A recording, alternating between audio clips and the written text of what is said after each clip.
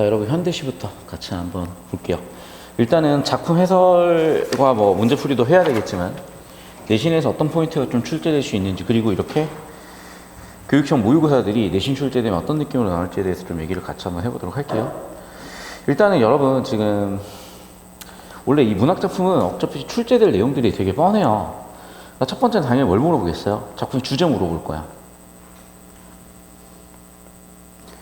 근데 문제는 여러분 이 주제라는 게 되게 정해져 있어요. 무슨 얘기냐면, 자, 이 서정 장르를 쓰는 이유가 있어. 글 쓴 사람들이 대부분 감정 표출이야. 자, 그럼 이 감정이라는 것도 칭의가 약간 있어요.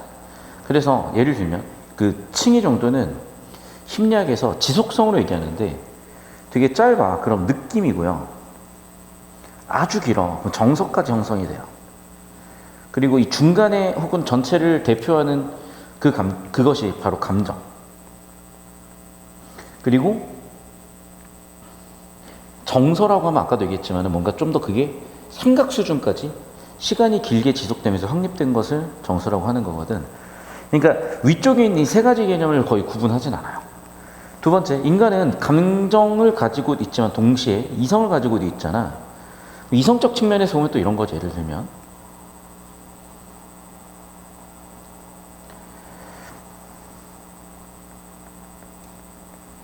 그 논리적 깊이나 시간의 정도가 진행이 될수록 사상에 가깝고요. 뭐 생각이나 상념. 그러니까 생각이 좀 더 포괄적 개념을 보시면 되겠고, 상념은 좀 더 짧은 개념을 보시면 될 것 같아요. 그래서 위쪽은 감정에 대한 어휘들, 아래쪽은 이성에 대한 어휘들인데, 어쨌든 문학 작품에서 다루는 것들은 얘네들이에요. 근데 이제 여러분이 어릴 때는 뭘 모르잖아. 그러니까 예를 들면 슬프다는 감정, 기쁘다는 감정 정도나 알 수 있는 거지, 뭐 애상감이라든지 떠난 사람 때문에 내가 어떤 감정을 느끼게 된다는 건지, 그리고 떠난 사람이 때때로 원망스러울 때도 있을 거고, 근데 차마 원망을 못할 거고, 근데 그립고, 뭔가 이런 복합적 감정들이 사실 항상 있는 거거든. 그러니까 여러분이 예전에는 되게 단편적인 감정들을 읽어냈다면 이제는 그런 복합적인 감정까지 읽어내야 하는 수준까지 요구를 한단 말이야. 그래서 이 정도면 일단 고3 수능까지, 고1부터 고3 수능까지는 커버가 되는 거니까 이 수준까지 결국에는 성장하기를 원하기 때문에 이 수준까지는 여러분이 첫 번째 정리할 필요가 있으신 거고요. 자, 두 번째, 그럼 이 주제를 어떻게 표현할 거냐는 거야. 주제를 어떻게 형성할 것이냐는 거야. 그래서 이걸 내용이라고 본다면은 형식이나 표현이야. 근데 형식은 일반적으로 운문이죠. 그러니까 딱히 여기서 건드릴 게 없어. 근데 예를 들면 고전이면 뭐 고려가요다, 삼분후, 삼문보, 후렴구, 분절체와 같이 어떤 형식적인 특색이 있을 수가 있어. 그거는 이제 내신을 가르치는 선생님이나 아니면 특정 장르에서 정리할 필요가 있는 거고, 현대시에서 딱히 이걸 찾기는 쉽지 않아요. 그리고 있는 경우들은 이제 있으면은 내신에서 필기를 해주시고 외워서 출제를 할 수는 있겠죠. 근데 요즘 느낌은 거의 그런 느낌 많이 없어졌어요. 내신 자체도. 그럼 보통은 표현법이에요. 뭐 직유법, 은유법 이런 것들. 그래서 중간중간에 표현법들이 보이면 제가 녹색으로 한번 좀 체크해보는 이런 시간을 갖을게요. 결국에 무슨 얘기냐? 형식과 표현 가지고 주제 전달하고 싶은 게 바로 시라는 거예요. 여기서 사실 거의 끝난 겁니다. 자, 그리고 사실 평가원에서는 이걸 딱히 그렇게 엄청 좋아하고 막 선호해서 출제하진 않지만 어쩌다 출제되기도 하고, 동시에 여러분 내신에서는 좀 필요한 것인데, 문학작품의 소통구조 또는 시의 소통구조라는 게 있어요. 그러니까 소통이라는 건 뭐냐면 의사소통이에요, 말 그대로. 그러면 시인이 적어서 독자가 읽을 텐데, 감상을 할 텐데, 시인과 독자가 직접 만나는 건 아니니까 텍스트라는 작품을 매개로 만들 것이고, 그럼 작품 안에서도 말하는 화자가 있을 것이고, 듣는 청자가 있을 것이고, 전달하는 메시지가 있겠죠. 이게 기본인데 문제는 춥다라는 게 그냥 춥다가 아니라 문을 닫자는 얘기가 될 수도 있는 거야.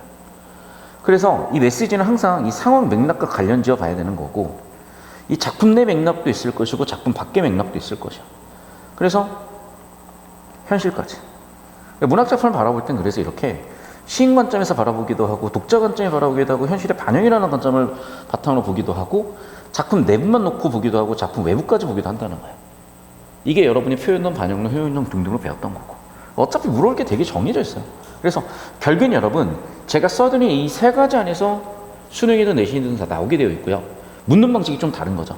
내신 같은 경우에는 이거를 서술형으로 쓰라고 낼 수도 있겠고, 좀 더 개념 어휘를 밝혀서 물어볼 수도 있겠고, 반면에 수능 같은 경우에는 그렇게는 안 묻죠. 수능 같은 경우에는 결국 이거야. 너 이 작품에서 이 글 쓴 사람이 어떤 생각을 가지고 있을까? 또는 어떤 이유에서 썼을까? 너 그걸 뭔지 알겠어? 오케이, 그러면 정답 뭐야? 약간 이런 느낌으로 물어본다면, 내신 같은 경우에는 좀 더 학교 선생님의 필기를 외우는 게 판단이나 시간에서 되게 유리한 형태로 가긴 하겠죠. 근데 기본기는 똑같아요. 그래서 결국에는 이틀로서 봐주셔야 되는 거고, 이틀을 바탕으로 대비인데, 다시 한번 얘기하지만 내신은 내신 선생님 필기가 절대적이에요. 그래서 학교별로 좀 볼 필요가 있는 거고, 근데 선생님께서 내신 필기도 없고 야 그냥 이거 출제되니까 공부 알아서 해와 라고 하는 경우를 전제해서 수업을 할게요. 그래서 봅시다. 자, 항상 구조적으로 봤을 때, 형식적으로 봤을 때 잡으세요. 처음에 촉발이라고. 그러니까 보통은 여기서는 시인의 생각이나 상념, 시상을 처음 시작하는 거야. 어떻게 시작하는지 봅시다. 얼음을 등에 지고 가는데 봄은 멀다. 그럼 봐봐. 우리가 여기서 주목할 단어는 봄이라는 단어예요. 당연히 이거는 계절이죠. 그러니까 계절을, 시간을 먼저 배경으로 던진 거지. 그런데 봐. 봄이 가까워요, 멀어요. 그만큼 겨울이란 얘기예요, 그러면은. 자, 그러면 겨울이 가지고 있는 함축적 의미는 뭐냐는 거지. 춥잖아. 그리고 우리가 겨울에는 예쁜 옷을 입기도 힘들어. 결국 무슨 얘기야? 예나 지금이나 겨울은 실현의 이미지예요. 그런데 어떻게? 얼음을 등에 지고 가는 듯 하대요. 아, 지규법 쓰였죠. 그러네. 얼음을 등에 지고 있어 얼마나 춥겠어. 그럴 정도로, 봄이 멀 정도로 겨울이 신호로 와닿는다는 거죠. 그런 얘기를 한 거야. 그런데 그렇게 추운 상황에 그래도 해가 들어요. 그리고 꽃이 피었어요. 그럼 나쁘진 않은 거죠. 그러면서 나는 이 개나리라는 이 노란 빛이 워낙 추웠기 때문에 두 개가 대조되면서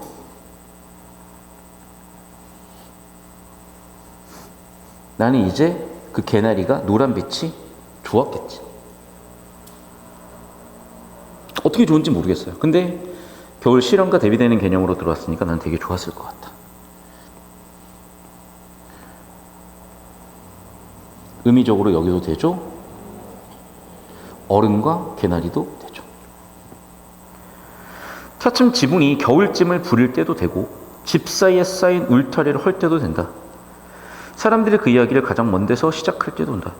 이게 무슨 얘기인지 나 잘 모르겠거든요. 그런데 지붕에 겨울쯤을 부린다. 집 사이에 쌓인 울타리를 헐었다. 그러니까 울타리를 헐었다는 거는 사람과 사람과의 어떤 벽이 없어진 거니까 소통이 쉬워진다고 볼 수도 있을 거고, 또는 겨울이 지나서 봄이 오니까 눈이 녹으니까 지붕에 쌓였던 눈이 녹는다? 겨울쯤이 없어진다. 또는 집과 집 사이에 눈이 없어진다? 울타리를 선다. 뭔가 그런 얘기가 될 수도 있을 것 같거든요. 그래서 저는 여기가 무슨 의미인지 잘 몰랐겠지만 그냥 상상을 해보면은 이 겨울짐이나 울타리 같은 게 아마 눈이었나? 이게 녹나? 이런 정도로 저는 본 거예요. 그러니까 즉 겨울이 되게 아직도 춥고 하지만은 봄이 오는 그 느낌을 준 거 아닐까. 넘어갑시다. 그래서 라고 인과 혹은 순접이죠. 봄은 사랑의 계절. 이제 봄이 왔군요. 비로소. 그리고 나한테 있어서 그 봄은 사랑의 계절이래. 누구한테나 사랑은 보통은 좋은 감정이에요. 모든 거리가 풀리면서, 그렇죠. 우리가 보통 뭐 날이 풀렸다 이런 풀리면서 아 봄이 왔군요 완전히. 그리고 봄 기운이 완연한 거죠. 다 돌아오니까. 선하게 갈라진 것들도 돌아온다. 모두 처음에 그 근원에서 돌아선다. 라고 하면서 봄이 왔음을 얘기하는 거였어요. 나무는 나무로, 꽃은 꽃으로, 버들강아지는 버들가지로, 사람은 사람으로, 산은 산으로, 죽은 산 것이 서로 돌아서서 너는 상견례를 서로 이룬다. 그러니까 여기서도 뭔가 솔직히 약간 억지 같아요. 원래 시인은 그래. 자기가 상상력을 발휘해서 혹은 자기의 든 상상력을, 자기의 든 생각들을 표현하는 것 뿐이에요. 예술이에요. 그럼 여기도 이제 마찬가지인 거야. 자연은 봄이 왔잖아. 그럼 나의 생각은 어떠냐는 거냐면 이런 거예요. 자, 겨울이 되면 다들 좀 죽어 있는 것 같잖아요. 그리고 다시 싹이 트고 살아나잖아요. 그런 것처럼 죽음에서 다시 삶으로, 또는 죽음 이미지에서 다시 살아있는 이미지로 넘어간 걸로 보여. 그래서 겨울의 죽음 이미지에서 봄에 생동한 이미지로 넘어갔고, 그래서 특히 죽은 것과 산 것으로까지 가는 이유가 아마 이런 거 아닐까. 그래서 겨울 이미지와 죽음 이미지가, 겨울 이미지와 봄 이미지가 이렇게 겹치다가 봄으로 가는 거잖아. 결국에는 죽은 것 아마 겨울이었을 거고, 산 것 봄이었을 거고, 겨울에서 봄이 그냥 오는 게 아니라요, 이런 느낌으로 중첩되다가 봄으로 가는 거잖아. 그럼 이 겹치는 영역은 서로 만날 거 아니야. 그걸 상견례라고 표현한 거 아닌가 싶어요, 저는. 꽃은 짧은 가을 해에 어디쯤 갔다가 노릇꼬리만큼 길어지는 봄해를 따라. 이 무슨 얘기? 갑자기 왜 가을이 나왔을까? 이거죠, 결국에는. 가을에서 겨울이 되고 다시 봄이 됐던 거야. 그러니까 무슨 얘기냐? 가을의 이미지가 이렇게 존재했고, 겨울의 이미지가 또 이렇게 존재하고, 봄의 이미지가 다시 이렇게 온 거예요. 그러니까 꽃은 짧은 가을에 어디쯤 갔다가, 그러니까 가을에 피는 꽃들도 있는 거잖아. 그래서 여기 있는 이 표현은 아마 여기 중첩된 영역을 얘기했던 것 같고, 노릇꼬리처럼 길어지는 봄해를 따라서 다시 꽃이 피고 있으니까 아마 이쯤을 얘기하는 거 아닐까. 그러니까 계속 이 사람이 느끼는 계절 이미지, 겨울에서 봄으로 넘어가는 이 지역이, 이게 바로 주제인데, 이 주제를 바탕으로 가을에서 겨울로 넘어갔을 때 있었던 그 느낌도 엮어보기도 한 거죠. 그러면서 보시면 알겠지만, 우리가 이제 봄이 되면 그거 보잖아요. 벚꽃 개화식 이런 거 있잖아.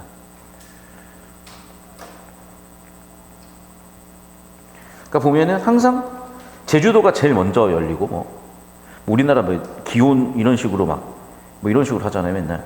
이런 식으로 해가지고 쭉쭉 벚꽃 개화 시기가 순차적으로 오잖아. 그런 거랑 비슷한 거 아닐까 싶어, 여기 있는 이미지는. 몇 천리 나서 오늘 어느 주변에서 찬란히 꽃밭을 이루는가. 그러니까 봄이 점점점 이렇게 올라오는 거죠. 그러니까 봄이 이렇게 점점점 올라오니까 몇 천리나 계속 지나가면서 찬란한 꽃밭, 봄의 이미지를 가져오나, 봄이. 다락에서 묵은 빨래 뭉치라서 풀려서 봄빛을 따라 나와 산골짜기 겨울산을 뼈를 씻으며 졸졸 흐르는 시냇가로 간다. 이 얘기도 무슨 얘기겠어요? 그 산이 있으면 겨울산은 막 눈이 이제 쌓이고 쌓이다가 얼음이 됐잖아. 그러면 이제 봄이 왔으니까 봄 볕에 얘가 이렇게 녹을 거예요. 그럼 녹아서 쭉 흐르면은 그게 시내가 되는 거잖아.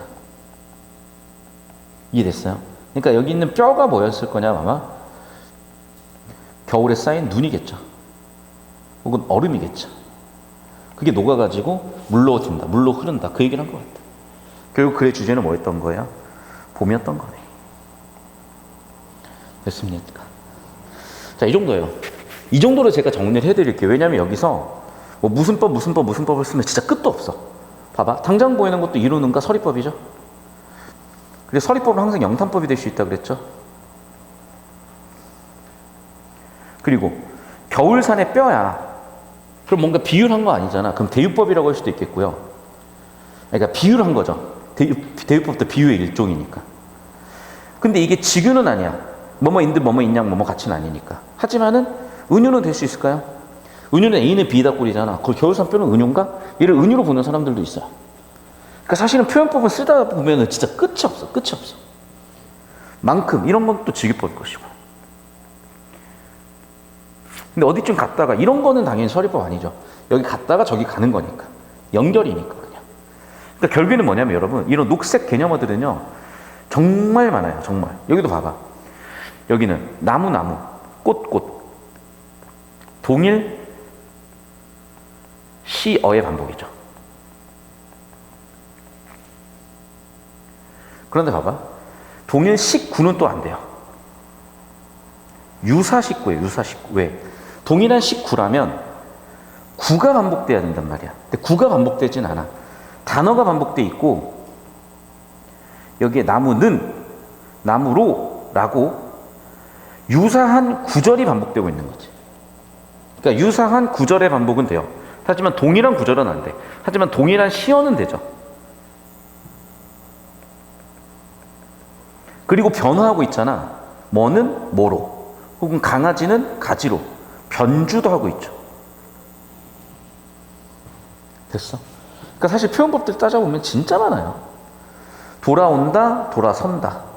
그리고 단어도 비슷하게 쓰였죠. 이런 것도 어떤 사람은 대꾸라고 보기도 해요. 또 유사하죠. 똑같진 않지만. 통사구조, 문법구조가 비슷하다고 보는 거야. 근데 동일하진 않아. 왜? 근원에서, 부사에서 돌아오는 거니까. 근데 무엇까지도 돌아온다니까. 무엇이 돌아온다니까. 주어가 돌아온다니까. 그러니까 사실은 동일한 구조는 아니지만 비슷한 구조는 되는 거야. 그러니까 이런 표현들 보면 진짜 끝도 없이 많아, 사실. 그리고 뭐뭐 하면서. 자, 이거는 가정일 수도 있고, 뭐뭐 하면서 뭐뭐 한다?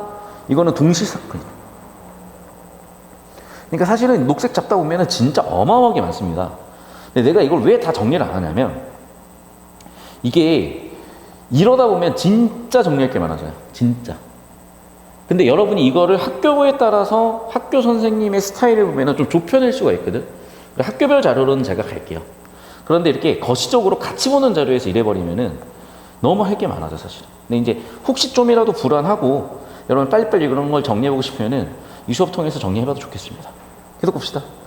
자, 가까이 다가가기 전에는 아무것도 가진 것이 없어 보이는, 아무것도 피울 수 없어 같이 보이는, 봐봐. 지금 촉발했는데, 야, 봐봐. 다가가기 전에 어떻게 보인다고? 뭔가 죽어있는 분위기야. 뭔가 생동하는 분위기는 아니야.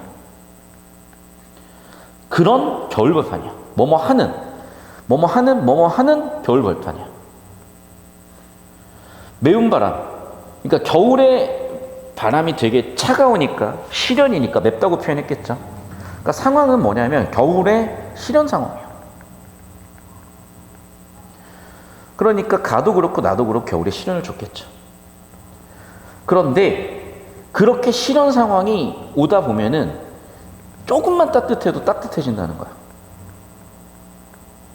즉 뭐가 있다고? 대조가 있다고.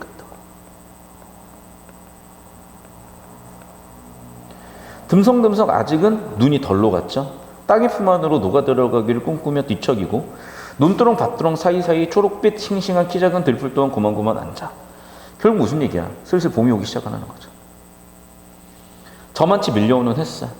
그러니까 아까도 얘기했지만, 아까는 제가 여기다가 이렇게 벚꽃 개화 시기를 표현했지만은 얘도 비슷해. 여러분 이걸 느꼈는지 모르겠는데 이렇게 쭉 산이 있잖아요. 그럼 해가 이 산 뒤쪽에서 뜰 거란 말이야. 그럼 해가 이쯤에 있을 때는 여기에 해가 안 비쳐요. 근데 해가 이쯤 오기 시작을 하면 햇빛이 이렇게 그림자를 타고 비치기 시작을 해. 그러면 여러분 이런 경험을 거의 못 해봤을 건데 저는 어쩌다 한 번씩 해봤거든요. 그러면 어떤 느낌이냐면 이게 해가 굉장히 빨리, 그러니까 이게 지구 자전 속도는 굉장히 빨리 움직일 거 아니야. 하지만 때때로 어떤 경우가 있냐면은 이 그림자가, 봐봐. 지금 이 산 그림자가 원래 이렇게 돼 있었을 거 아니야. 근데 이 산 그림자가 갑자기 훅 뒤로 이렇게 밀려나는 느낌일 때가 있어요. 왜냐면 해가 올라올수록 해가 비치는 곳이 이렇게 되니까. 그러니까 처음에는 어떤 느낌이냐면 산이 이렇게 있고 해가 이쯤 있으면은 햇볕이 여기까지 딱 비치니까 여기까지는 그림자 느낌이었다면 해가 이렇게 오르게 되면 각도가 이렇게 내려오면서 그림자가 훅 뒤로 밀려나는 그런 느낌이 들 때가 있어요. 그런 느낌을 갖다가 지금 얘기를 한 거지. 어떻게? 저만치 밀려오는이라는 게 이런 이미지를 자기가 겪었거나 상상해가지고 표현한 것 같아요. 그런데 내가 느끼는 그 햇살이요. 어떤 햇살이냐면 삶의 무게를 견디게 하는 그런 햇살인 거야. 봐봐. 보면은 갑자기 왜 삶의 무게가 오냐면 원래 이 인간사요. 이게 어리고 좋을 때나 좋은 일들이 있지 나이 먹다 보면 계속 힘든 일들이 생겨요. 그러니까 이 사람도 막 진흙탕에서 신발 흙무게가 있을 거 아니야. 그런 것 같은 삶의 무게가 자기도 느껴지는 거예요. 근데 힘들긴 힘들었지만은 햇살이 있으면 그 힘든 상황을 해결해 줄 거 아니야. 그런 겁니다. 그래서 뭐라고? 아, 겨울 들판이라고 실현 상황이잖아. 결국에는 거기에 뭐가 있어? 봄이 내재된 거예요. 즉 실현 상황이지만은 결국에는 희망도 내재되어 있고 좋은 말도 내재되어 있는 거야. 그래서 어떻게? 겨울 들판이나 사람이나 가까이 가지도 않았으면서 함부로 실현이고 절망이라고 얘기하고 싶지 않다. 꿈과 희망이 내재돼 있다. 그런 얘기를 하고 싶었다는 거야. 결국 정리하면 뭐라고? 내가 겨울밤을 들여다보니까 멀리서 보면은 시련이지만 가까이서 보니까 희망이 내재돼 있다는 거죠. 됐습니까? 표현부터 한번 같이 정리해 보겠습니다. 처럼 이런 거는 다 직유법.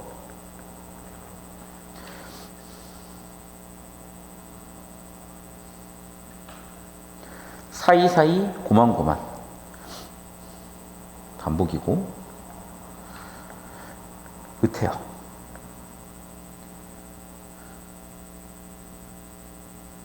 여기는 봐봐. 아무것도 가진 것 없을 거라고 키울 수 없을 거라고 여기는 동일 통사 구조예요.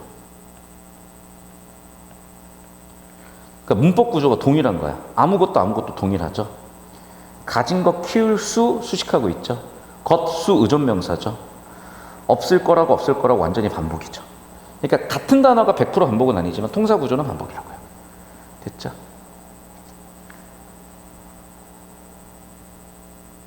그리고 겨울 들판이나 사람이나 비슷했다.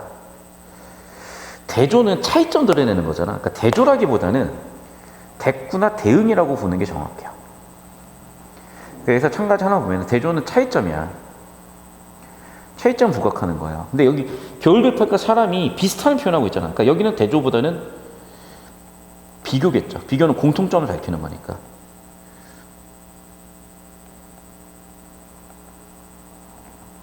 그런데 시에서는 보통 이런 경우를 비교했다라고 얘기하기보다는 대응시킨다라고 보통 표현을 해요. 그리고 봐봐. 또 중요한 부분인데 알았다, 했다. 이런 거는 자신의 다짐이거나 느낀 깨달음이잖아. 그러니까 글의 주제는 깨달음이나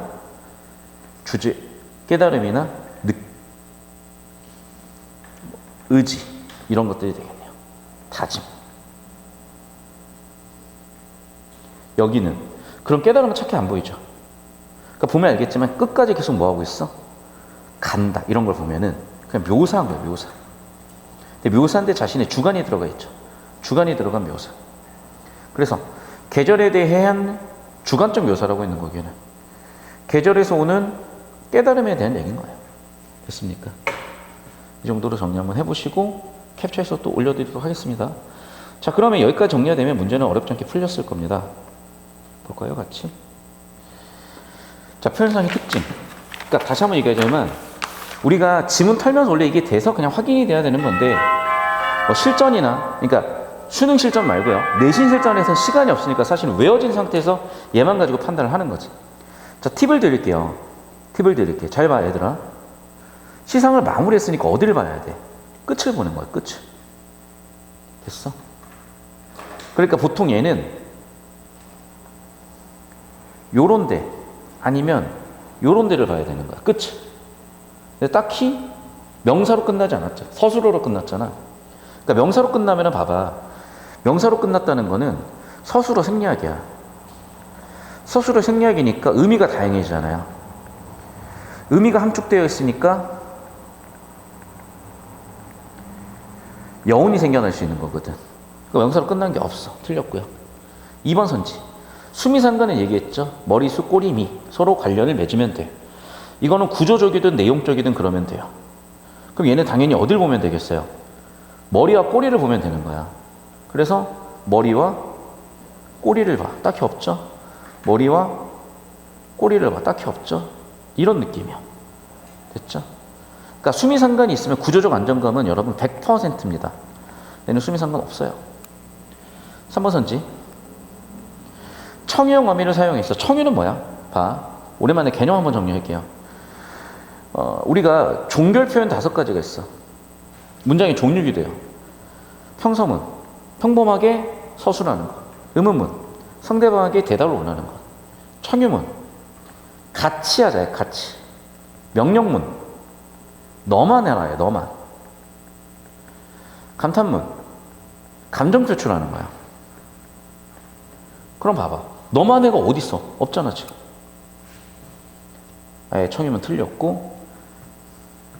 그 다음에 4번 선지. 유사한 반복, 그렇지. 정답은 4번이죠. 잘 들어, 여러분. 자, 유사한 문장 구조가, 유사하다는 건요, 동일한 걸 포함하는 개념이야. 이해됐어? 그래서 동일한 것과 유사한 것은 구분은 해야 되지만, 어쨌든 동일하면 유사한 것도 되는 거예요. 알죠? 집합 포함관계. 동일하다는 유사하다도 돼. 이유는 집합 포함관계. 우리 명대에서 배웠어요. 그래서 유사한 문장 구조 오케이. 동일한 문장 구조도 오케이. 됐죠? 정답은 4번 것. 23번 보겠습니다. 햇빛과 햇살이 대비되어, 그러니까 내가 아까 얘기했지. 이게 대조라고 하면 차이점을 드러내야 돼. 근데 대비라고 하면은 비교적인 것도 들어가는 거야. 대응과 비교. 대비라는 표현을 쓴다고 내가 아까, 혹은 대응이라는 표현을 쓴다고 제가 아까 설명했을 겁니다. 그럼 전부 다 평화로운 분위기냐? 딱히 틀린 건 아닌 것 같거든? 딱히 틀린 건 아닌 것 같아. 그런데 다시 한번 기억력 한번 볼게요. 지금 개나리에 햇살이 있고요. 그 다음에 니은.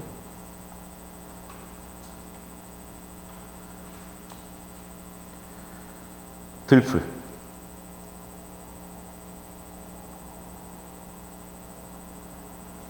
햇살. 그래서 뭐 딱히 틀린 게 없는데? 그렇다고 정답은 아니야, 얘들아. 잘 들어.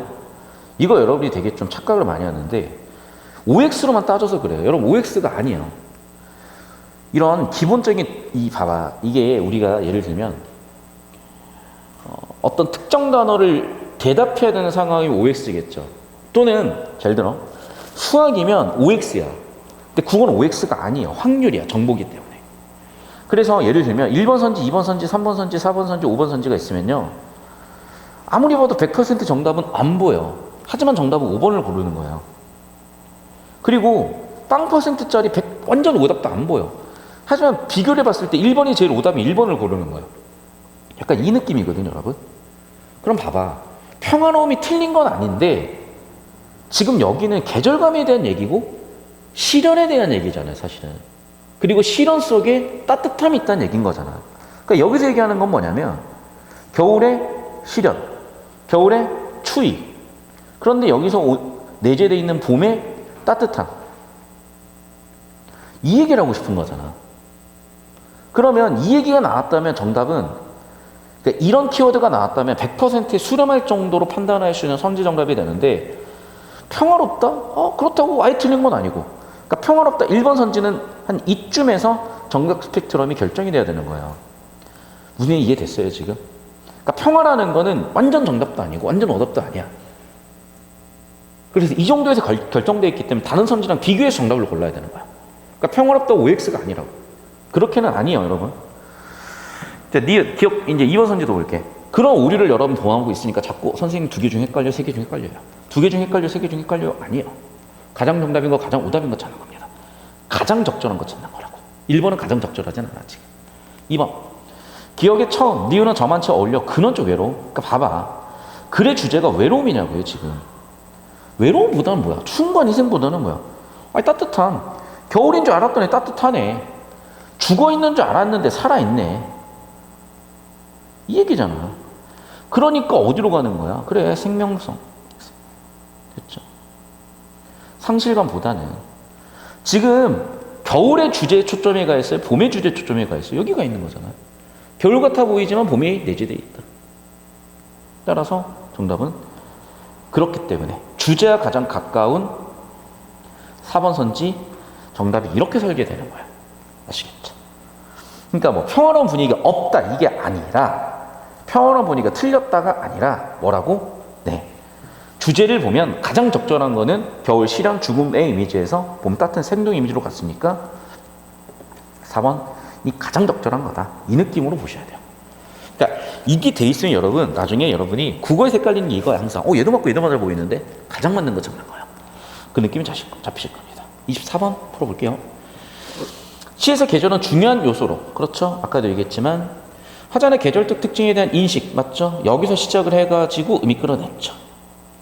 자, 그래서 화자의 계절에 변화된 내포의 자연의 순환적 질서. 아까도 보니까 뭐 가을, 겨울, 뭐 봄 이런 얘기를 했었던 가도 있었고 그랬죠. 자, 또 계절의 변화로 인한 자연현상을 인간의 삶과 관련된 인식함으로써 화자가 지향하는 가치나 태도를 드러내기도 한다. 그러니까 이거는 나에서 이 사람이 깨달음에 대한 얘기를 한 거잖아. 자, 그럼 봅시다. 1번 선지부터. 가에서 멀리 간 것이 다 돌아온다는 것에서 화자가 봄을 소생의 계절로 인식했음을, 나에서 매운 바람도 맞을 만큼 맞았으면 오히려 더욱 따스러움 알게 됐다는 점에서 겨울에 소생 가능성이 내재되어 있다. 그래요. 겨울에 있지만 봄이 내재되어 있죠. 이렇게. 봄이 왔죠, 이미. 2번 선지. 그러면 결국에는 겨울이 가면 봄이 온다는 건 순환이죠. 3번 선지. 이건 조금 잘 모르겠어요. 무슨 얘기냐면 흙의 무게가 삶의 무게라는 건 그만큼 힘들다는 얘기잖아. 그러니까 계절의 변화에서 발생한 희망의 이미지 있는데 이게 얘는 아니라는 거죠. 그래서 힘겨웠지만이라 그랬잖아. 힘겨웠지만 햇살을 보니 봄이 왔고 가벼워졌다로 가야죠. 힘겨웠지만 알고 보니까 결국 이거였구나라는 걸 알아야지. 그러니까 얘는 실현이죠. 얘는 실현 그 자체지 이 실현에서 희망의 이미지가 아니야. 실현이었지만 터남친도 깨달았다. 이렇게 가야죠. 정답은 3번 되겠네요. 됐습니까? 네. 이거 캡처해서 올려드릴 테니까 필기 잘 해보십시오. 자, 영상은 일단 여기서 잠깐 끊고요.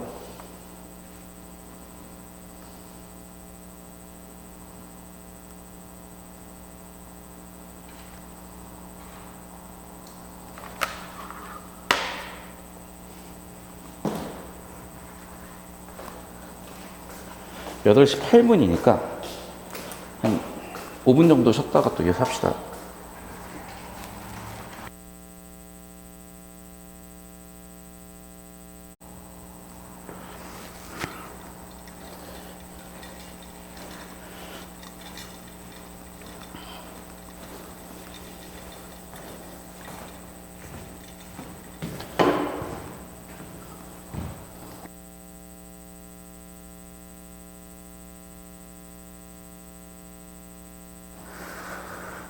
자, 이제 우리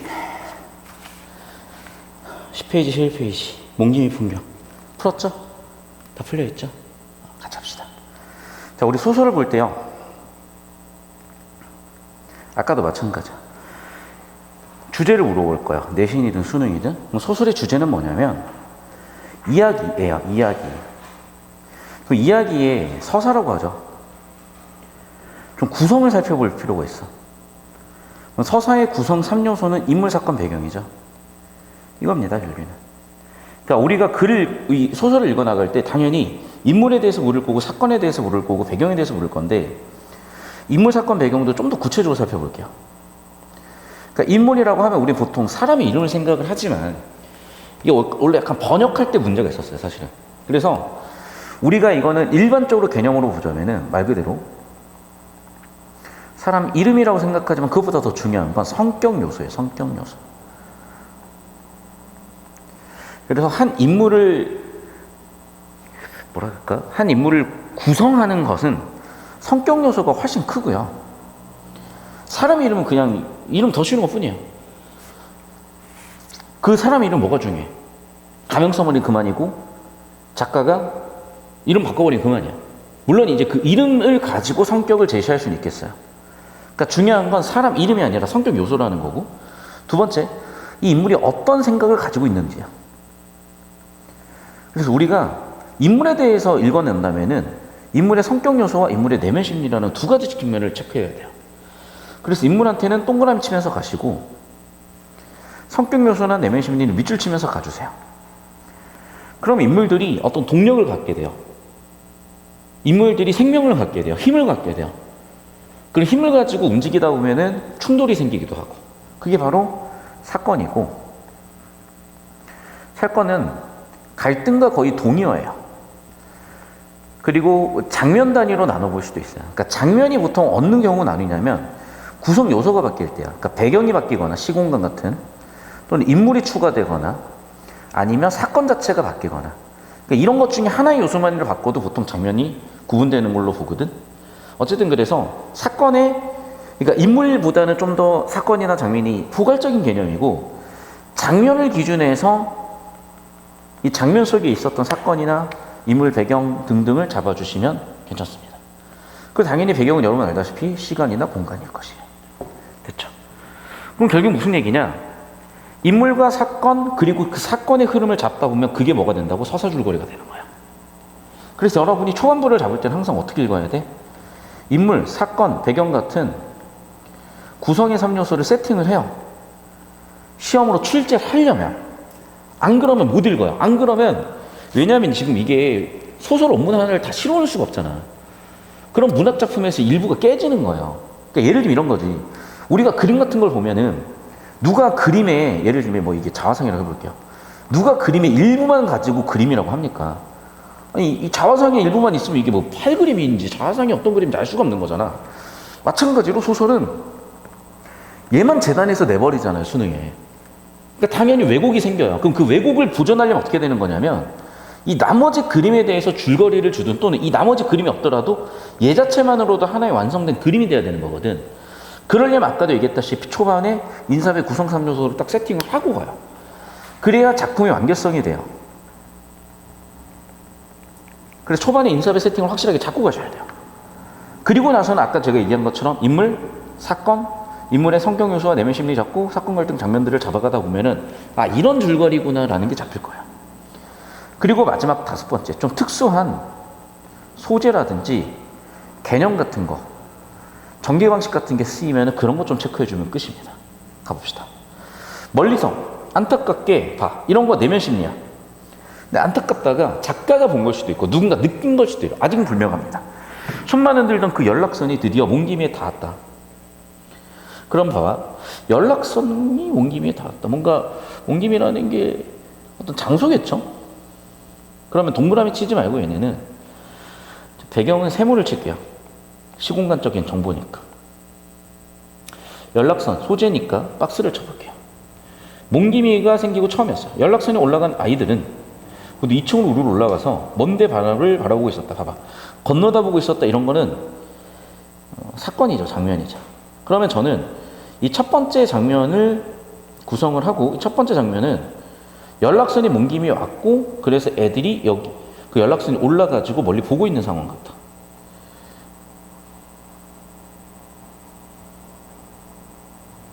그러면서 그 시절에는 기아집만 봐도 되게 뭐 대단했나 봐요. 연락선은 되는 폭에 말로만 듣던 까만 지하철도 있고 크고 작은 배들이 수놓은 있었다. 목포에 닿죠. 아 그러면 아마 지금 얘들이 온 곳은 목포라는 항구였을 것이고 결국은 이거죠. 목포라는 항구에 어떤 배를 타고 가고 있는 상황. 여기 올라가지고 보는데 얘네들은 그 시절에 뭐 기아집도 보기 힘들었던 그런 시절인가 봐요. 그러니까 너무 신기했겠죠. 그래서 보면 알겠지만 이런 거는 얘네들의 내면 심리 같은 걸 보여주고 있는 거고 놀란 거죠. 왜냐하면 자기들이 본 적도 없는 걸 보고 있으니까. 크고 작은 배들이 수백 척 부두를 가득 메고 있었고 크고 작은 건물들이 빼곡히 차 있었고 막 그러면서 되게 발전된 모습을 묘사하고 있군요. 그럼 이건의 결계는 몽김이라는 거는 아이들의 고향 같은 곳인가 봐요. 그리고 여기 나와 있는 목포는 뭐 지금이야 목포가 큰 대도시는 아니지만 예전에는 뭐 거의 부산급으로 큰 3대 항구 중에 하나였어요. 그러니까 완전 시골 촌동네에서 얘네들은 그런 도시를 볼 일도 없었는데 굉장히 발전된 그런 모습을 보면서 깜짝 놀라고 있는 그런 장면을 여기까지 묘사를 했네요. 정리하면 A까지는 이 첫 번째 장면에서 몽기미에서 살던 아이들이 목포까지 가가지고 놀라고 있죠. 뭐 이 정도? 별 내용 없어요 지금. 계속해서 봅시다. 막 그러면서 막 예뻐 뭐 대단한 것 같아 이런 얘기를 하고 있어요 지금. 세 번째 줄. 길가 포목전에서 주인이 손님 앞에 비단을 활짝 펼쳤고 막 예뻐 막 이러면서 보고 있는 거고. 도시의 모든 것이 꿈만 같았고 서울이 며칠 동안은 무슨 동화 속 세상을 헤매는 것만 같았고. 그러면 지금 목포에서 서울로 간 거야? 뭐 그런가 보네요. 그러니까 여기는 지금 목포에 다 왔고 그리고 목포에서 또 여기는 갑자기 뭐 그런 표현은 정확하게 없지만은 더군다나 서울에서 며칠 동안은 그러니까 지금 과거를 요약 제시하는 거죠. 그러니까 앞쪽은 목포에 닿은 거고 여기서는 지금 서울에 간 거죠. 서울까지 여행했죠. 그래서 돌아올 때는 기차 타고 안 나가요. 남분이는 어째서 우리는 이 세상을 놔두고 작은 섬에서 살아야 되는가? 이 작은 섬이 어디? 아까 몽김이겠죠. 몽김에서 얘네들이 그 당시에 가장 큰 항구 중에 하나였던 목포에도 가보고 서울에도 가보고 깜짝깜짝 놀란 거죠, 이제. 그럼 이제 그런 경험을 했으니까 어떤 생각을 하냐? 순자 같은 애들은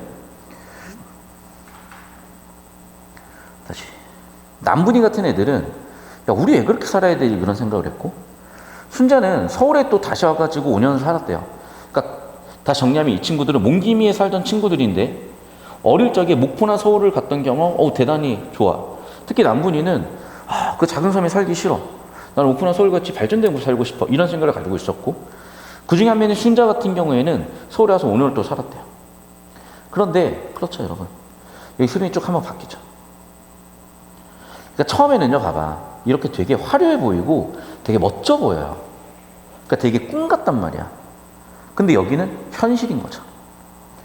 그러니까 우리가 강남이나 뭐 뉴욕이 되게 화려해 보이고 예뻐 보여서 살아야지 라고 생각을 하지만 그게 막상 또 현실이 되면 다르다는 거죠. 그 현실은 어떤 현실이었다고? 뼈마디가 저리는 고통 같은 현실이었다는 거예요. 살벌한 현실이라고, 살벌한 현실. 됐죠? 그러니까 그때는 여행지고 꿈이지만 현실이 되면 다르다는 거야. 그래서 내가 어렸을 때는 다들 따뜻했던 것 같지만 이제는 싸늘하다는 거죠. 그러니까 여행을 왔을 때는 꿈의 공간으로 보였을 때는 다 좋아 보이지만 이게 현실로 왔을 때는 괴로움의 공간이 되는 거죠. 그때마다 순자는 인물이니까 동그라미 쳤어요. 갑자기 돼지가 보이는 거예요. 다른 새끼들은 어미젖꼭지 2-3개씩 찾으려고 빨아들이는데 그 돼지 새끼 중에 문열이라는 자기가 특히 마음에 들어하는 새끼 돼지가 있었나 봐. 그러니까 이거는 봐봐. 동물이지만 사물이지만 때때로 이게 하나의 인물적 성격을 갖고 있는 거죠. 왜냐하면 그 돼지 새끼를 보면서 자기 인생을 비춰볼 수도 있는 거니까. 그래서 문열이는 어떻게 돼? 한 모금도 빨지 못할 정도로 유약해요. 그렇지만 그런 새끼들은 거들떠 보지도 않고 그냥 냅두고 있는 어미가 나는 미웃기도 했어요. 무슨 얘기야? 그 유약한 새끼 돼지를 돌보지 않는 어미 돼지가 나는 괜히 미운 거야. 동물들은 아무 생각이 없었을 텐데. 그러면서 에이, 짐승이 그렇지. 그런데 내가 바로 그 문열이라는 거죠. 내가 얘기했죠, 아까. 그러니까 이게 우리가요, 동물을 보고 그냥 동물 자체로 느끼는 경우는 별로 없어요. 동물의 감정이입을 하든 동물 보고 사람 성격을 읽어내는 거지. 그래서 문열이라는 자기가 어렸을 때 봤었던 새끼 돼지과 내가 처지가 비슷하다는 거죠. 어느 누구도 신경 써주지 않아요. 순자는 그 새끼 돼지 같은 그런 존재처럼 그 누구의 돌봄도 받지 못하고 여기저기 떠나다니는 시련을 겪는 거죠. 그러다가 어쨌든 자리는 잡았어요. 그리고 월급도 많이 그러니까 옛날이니까 4만 원이겠지. 그렇게 또 5년이 지나갔습니다. 하지만 항상 그리워요. 왜? 가난해도 어쨌든 마음 편하니까. 됐습니까? 자, 그럼 정리하면 이거야. 맨 처음 뭐야? 여기 몽기미 애들이 막 고향에서 배를 겨우 타고 막 목포에 가가지고 막 눈이 휘둥그레지고 서울 가서 너무 화려해서 좋아서 거기 갔다 오니까 남문이 같은 애들은 우리 왜 이렇게 살아야 돼? 실제 순자 같은 애들은 그래서 아예 서울로 왔어요. 문제는 어미젖조차 빨지 못했던 문열이 같은 새끼 돼지처럼 내 처지가 그런 거야. 어떻게 아득바득 살아가지고 어떻게든 서울에서 적응을 했어요. 하지만 항상 고향이 그리운 상황인 거죠. 네 번째 장면. 그러니까 세 번째 장면은 어떻게든 순자가 고생했고 고생하는 과정에서 적응하고 있는 과정이죠. 적응이 100% 끝난지는 모르겠고. 자, 순자는 상경했고 처음으로 지금 고향으로 갑니다. 몽기미에 갑니다. 서울에서 뭔가 좀 이제 돈 좀 벌고 하니까 갈 수 있는 상황이 되겠죠. 거기서 또 남분이를 만났어요. 그래서 드디어 몽기미라는 고향 소식을 듣습니다. 그럼 그 얘기입니다, 이제. 자, 섬에서 산다는 것은 근처 무인도 1년간 해쫓아 칠 것. 왜? 거기서도 먹으려면 생계 유지를 하려면 이거밖에 없는 거예요. 그래서 재미를 보는 경우도 있지만요. 본전도 못 건지는 경우도 있는 거야. 그러니까 당연히 이 사람들은 가슴이 졸일 수밖에 없는 거죠. 가난은 당연히 가슴 흡입하는 거죠. 그러니까 이건 뭐죠, 결국에는. 나는 몽개미에서 서울이 참 좋은 것 같아서 서울 와서 또 살아봤더니 서울이 또 힘들어. 몽개미가 좋았지라고 생각해서 다시 몽개미로 와서 보면은 몽개미도 몽개미의 현실이 있는 거지. 그러니까 여기도 되게 구조를 잘 짠 게 뭐냐면, 보세요. 여기서 이 사람들의 현실은 서울이에요. 그리고 여기서 이 사람들의 이상적 공간 어디냐고. 다시 고향이야. 다시 몽개미라고. 그러니까 나도 이제 막 뉴욕 여행 갔다 오니까 막 뉴욕에 살고 싶고 뉴욕이 너무 좋은 것 같고, 근데 막상 뉴욕에 살면 좋을까 이 얘기인 거죠. 그런 느낌인가, 그런 느낌. 그러니까 고향이 마냥 좋지만은 않았는데 서울 와서 살다 보면은 막상 현실이 너무 또 힘드니까 옛날에 되게 힘들었던 기억은 다 있고 추억이 미화돼 버리는 그런 거 아닐까. 그래서 월급이 4만 원인데, 야씨 월급이 4만 원인데 38만 원이면 월급이 얼마야 지금? 33만 원, 30만 원이면 연봉이 48만 원인 거잖아요. 그러니까 요즘으로 치면은 연봉 4,500 받아가지고 연봉 3,000원 갖다 다 준 거야 집에다가. 그리고도 또 그만 채 저축은 또 있어. 돈 많이 버네. 언니 우리 동네 1년 수입이 통틀어 얼마인 줄 알아? 다 계산해 보니까 12만 원이래요. 내 한 달 벌이도 못 되더라고. 무슨 얘기야? 그만큼 그냥 힘든 거죠. 남분이는 자기 자랑을 하는 그런 성격도 있어요. 그리고 그러니까 요즘하고 계산이 안 맞는 것 같은 게, 제가 보니까 그냥 계산 이렇게 해볼게요, 편하게. 지금 언니라고 순자잖아. 내 생각엔 순자가 월급이 4만 원이라 그랬으니까 요즘 치면 400만 원인 것 같다. 연봉으로 치면 4,800이잖아요. 나쁘지 않은 거죠. 그리고 남분이는 12만 원을 그랬으니까 월급 한 1,200만 원 받는 것 같다. 그럼 얼마야? 거의 1억 4,400이잖아요. 꽤 많이 받는 거지. 근데 여기서 얼마를 줬어? 얼마를 준 거야, 지금? 12만 원. 12만 원? 아무튼 30만 원. 그러니까 집에다 여기다 3천만 원 주고, 예를 들면 자기 3천만 원 저축을 또 했고 나머지 한 8천만 원 썼겠죠, 예를 들면. 세금도 낼 수도 있고 뭐 그럴 정도로 돈을 많이 번다 이런 얘기를 하고 있는 것 같아.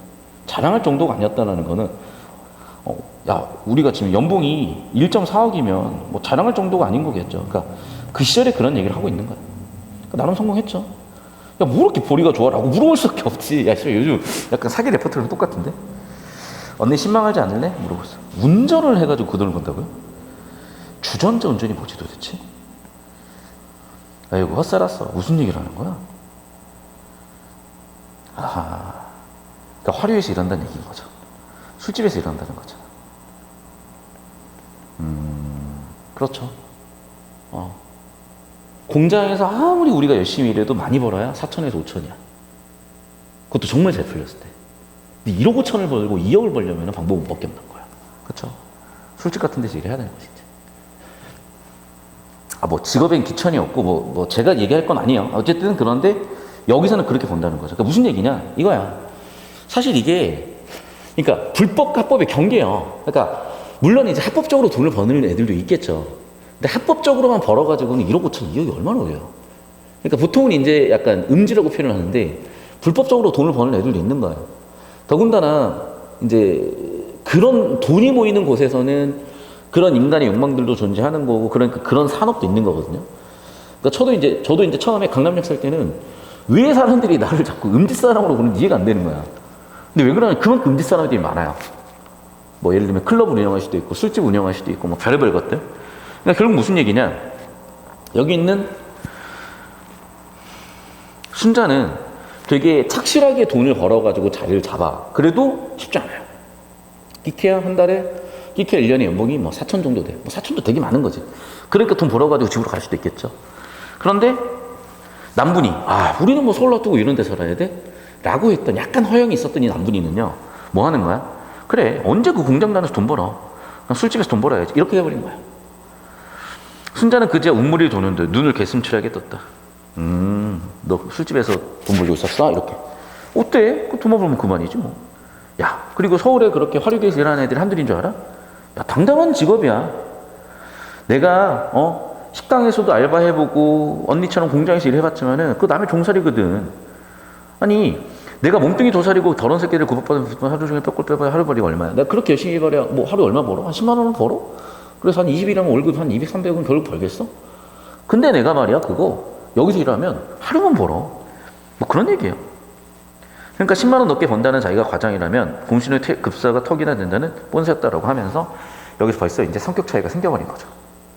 그러니까 무슨 얘기냐 이거야. 처음에 이 둘 다 지금 몽기미에 살았던 과거에서는 남분이나 그 다음에 주인공이 누구니? 순자나 비슷비슷했을 거예요. 근데 몽기미에서 얘네가 목포도 가보고, 그러니까 그 시절로 치면 목포가 굉장히 발전한 항구였다고요. 지금은 완전 쇠락했지만. 그리고 서울도 가보고, 그러니까 너무 화려한 거야. 그러니까 화려함을 이상으로 삼고 살았겠죠. 그래서 막상 이제 서울이 현실이 되고 보니 특히 순자 같은 경우는 사는 게 힘들어. 그래서 나름 자리 잡았어요. 그래서 나름 연봉 한 4천 정도 받는다고 칩시다. 근데 갑자기 남분이는 뭐 자기가 한 1억 5천 번다는 거야. 너 어떻게 버는데? 술집 나간다는 거죠. 그런데 우리가 솔직히 다 그렇잖아. 술집에서 일한다고 하면 좋게 보지 않잖아요. 되게 안 좋게 보잖아. 그런데 남분이는 거기에 대해서 되게 떳떳한 거예요. 난 여기에 대해서 되게 약간 좀 비판적 관점을 갖고 있는 거고. 자, A 서술상의 특징. 이야기 내부의 서술자가 인물의 내력을 제시하고 있다. 자, A를 볼게요. 봐봐.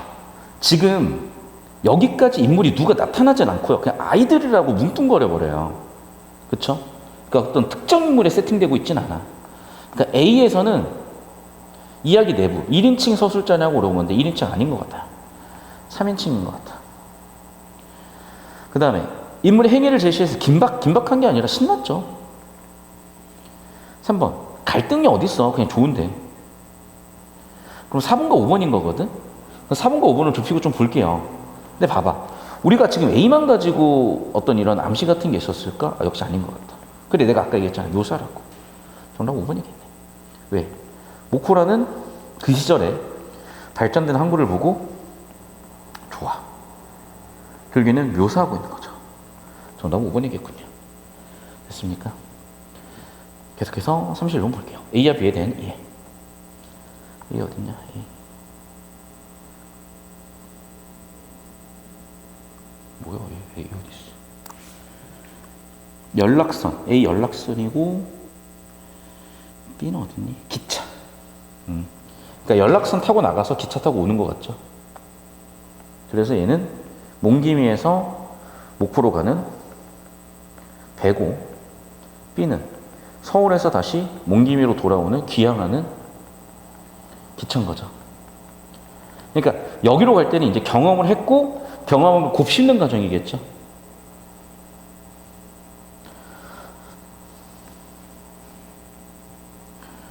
정답은 5번이네 그러면.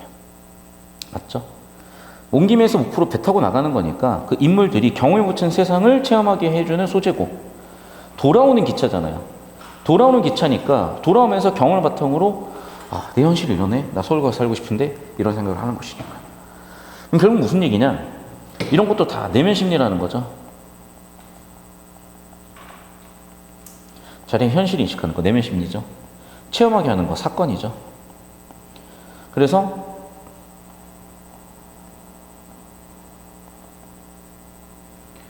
즉 A 덕분에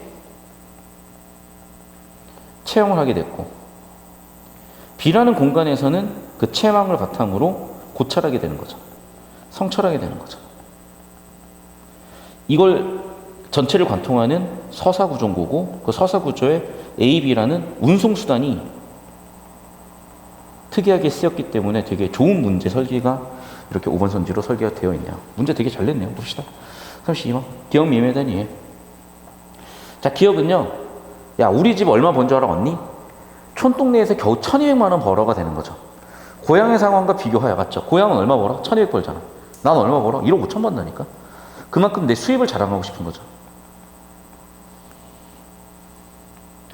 2번 선지. 순자의 마음이 상할 것을 걱정하여 조심스러워하는 남분의 태도. 아니요, 제가 봤을 때는 서로 그런 감정을 걱정하는 건 아니야. 그러니까 남분이는 조심스러워하는 그런 성격이 이미 아니에요. 남분이 오히려 자랑하고 싶고, 아, 언니 근데 약간 사회적 박탈감 들지 않겠어? 내가 이 정도로 보는데? 라고 하는 거니까 오히려 자랑하는 마음이거나 별 생각 없이 뭐 마음이 상할 건 조심해, 그런 건 아니에요. 어차피 그리고 자기가 하는 일에 대해서 자기도 떳떳하지 않은 걸 아니까 당당한 직업이라고 얘기를 하는 거야. 얘들아 잘 봐. 아니 내가 당당하면 야 나 당당한 직업을 해 라고 누가 얘기합니까? 누군가 자신을 당당하게 보지 않기 때문에 이렇게 설명을 하는 거지. 그러니까 봐봐. 아 그래? 나는 상대방의 반응에 대한 반응이잖아. 아 너 그냥 술집에서 일해? 언니 술집이 어때서? 당당한 직업이야. 야 서울에서 얼마나 많은 사람들이 일하는데 라고 얘기를 하고 있는 거예요 지금. 그러니까 오히려 얘는 떳떳하지 못하니까 이렇게 반응을 하는 거지. 여기서는 아 너 떳떳하지 않겠네? 그러니까 눈이 개슴츠레지는 거고, 얘는 그러니까 떳떳하지 않으니까 오히려 방어를 하는 거겠지. 됐습니까? 그러니까 지금 여기는 마음이 상할 것을 걱정해 조심스러워한다기보다는 오히려 술집에서 일하는 것에 대해서 어떻게 보면 떳떳하지 않아서 얘기를 좀 안 하는 것일 수도 있고, 어쨌든 아니 술집에서 일했으면 그 돈 벌어야지. 어쨌든 불법적인 일이 될 수도 있는 건데, 그리고 어떻게 보면 웃음을 파는 거잖아요. 그러면 결국에는 남들이 봤을 때 그렇게, 그리고 특히나 우리나라의 어떤 그 관점이 왔을 때는 그게 그렇게 똑똑한 직업이 될 수도 없단 말이야. 그러다 보니까 순자가 마음이 상할 거라기보다는 오히려 자신의 상황에 대한 주저함이 있을 수도 있는 거죠. 또는 자랑일 수도 있는 거고. 그래서 한번 보겠습니다. 1970년대 배경이래요. 그렇지. 돈 벌려면 뭐라도 하려고 했었던 거니까. 그리고 실제 있었던 사실들을 묘사했으니까. 그럼 어떻게 되겠어요? 어촌마을, 몽김이라는 곳과 목포나 서울은 엄청나게 대조가 되겠죠. 자, 그럼 봐봐. 1번. 뼈마디가 저미는 고통을 느끼며 살벌한 현실을 살고 있는 순자의 모습에서 고된 삶을 살고 있는 노동자의 현실. 아까 우리가 정확히 읽었고요. 2번. 또 역시 마찬가지 정확히 읽었고, 3번을 한번 볼게요.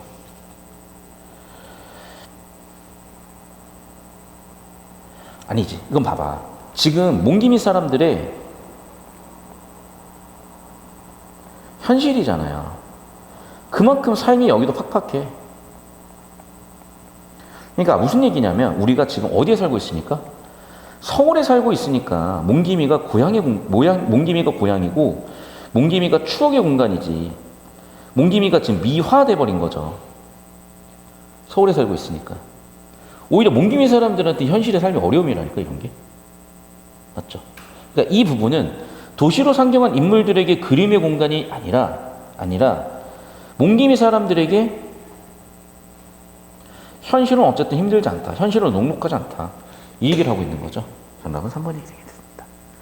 됐죠, 여러분? 그러니까 봐봐. 특히 이렇게 소설로 오면요, 내신처럼 막 작품 정리하고 이게 문제로 만들기 어려워요. 그러니까 내는 경우들도 있으시거든. 그런데 왜냐면 봐봐. 얘를 지금 우리가 봐봐. 얘를 가지고 얘가 어떤 장르의 소설이라고 하기엔 되게 애매해. 근데 굳이 정리하자면요, 이런 거야. 잘 들어, 아까도 얘기했지만 주제라고 했잖아. 주제는 뭐겠어요? 세태소설이죠. 그러면 고전이 현대소설이에요? 현대소설이죠. 그러니까 무슨 얘기면 이런 거야. 현대소설이라는 거는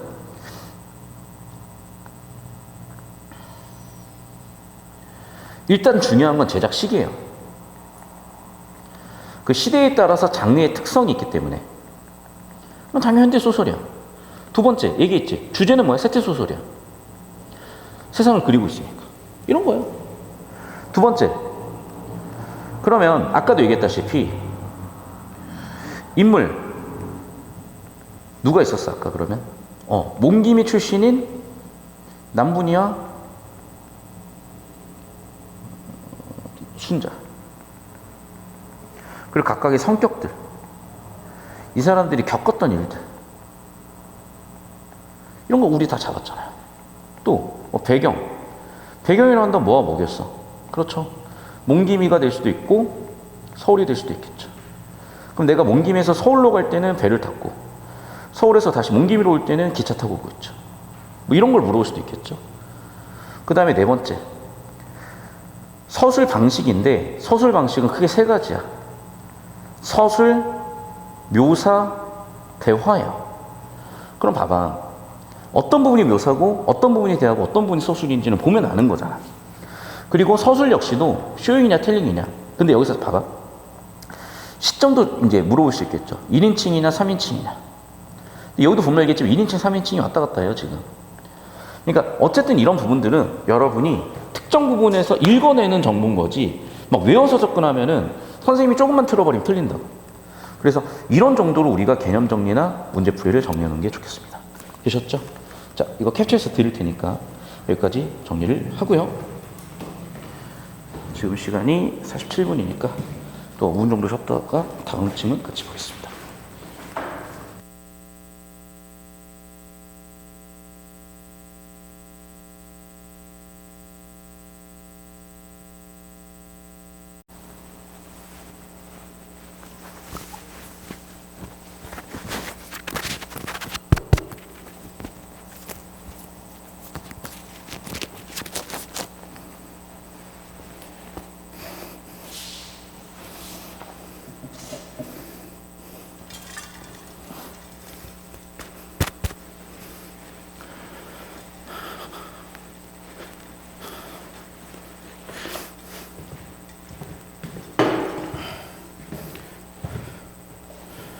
자, 12페이지 같이 봅시다.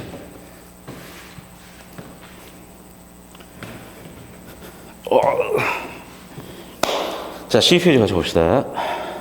고전도 어쨌든 똑같아요. 고전도 어쨌든 똑같고 사실 보기를 보는 게 한 3등급 이하에서는 도움이 될 수도 있어서 보기 보고 푸는 느낌을 한번 이번에는 해볼게요. 강하나는 자기 성찰. 아, 글의 주제는 자기 성찰이구나. 두 번째, 현실에 대한 고민도 글의 주제겠구나. 자, 속사의 갈등을 겪고 응거하는 삶. 속세가 있고 응거. 오케이. 이때 화자는 자연을 통해 위안을 얻기도 하지만 자연에서 위안도 오지만 또는 번민이 있고 세상에 대한 번민도 있고 그래서 약간 내적 갈등이 있는 거네요. 그러니까 속세 갈등도 있지만 여기만 놓고 보면은 자연에서 느끼는 위안과 자연의 삶에서도 세상에 대한 번민, 또 나에서는 자신과 대상을 대조한다는 거죠. 그렇게 성찰한다는 것 같아요. 그래서 결국에는 깨달은 과정의 끝에 무기력한 삶을 해결하는 이거죠. 오케이. 자, 어차피 그런 내용 나오겠구나 봅시다. 자, 촉발. 자, 팁을 드리자면 그냥 소리 나는 대로 읽으세요. 두 번째는 문맥, 한자어 추론하세요. 세 번째는 중세국어는 그러니까 이 고전 시간은 완전히 전형적인 주제가 출제되니까 그 전형적 주제에 뭔지 생각해보면 끝납니다. 자, 이 몸이 늦게 나서 세상에 할 일이 없어 강호 임자지의 풍을 읽었더니 이게 좀 미리 얘기할게요.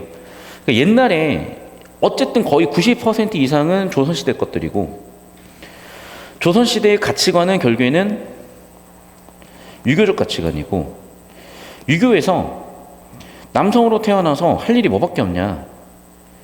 결국에는 공부밖에 없어요. 공부를 하면 두 가지를 길로 가는 거야. 내가 공부해서 과거 시험을 합격하면은 관료가 되고 임금님한테 충성할 수 있는 기회가 생기는 거죠. 문제는 과거 시험에 떨어져. 그럼 계속 공부를 해야 되니까 자연에 있을 수밖에 없는 거예요. 또 이런 거죠. 관료에서 내가 예를 들면 유배를 왔다든지 또는 관료에서 내가 은퇴를 냈다든지 그런 경우에도 결국에는 자연으로 갈 수밖에 없는 거거든요. 결국에는 이런 얘기예요. 자, 이 몸이 늦게나 세상에 할 일이 없어 강호 임자대 풍을 읽었으니 아무래도 제 추론은 이 사람은 과거에서 불합격한 것 같다. 그러니까 관료가 될 수 없었던 거고 관료가 될 수 없었으니까 당연히 할 일도 없고 자연의 임자가 됐고 그렇게 늙어간다고요.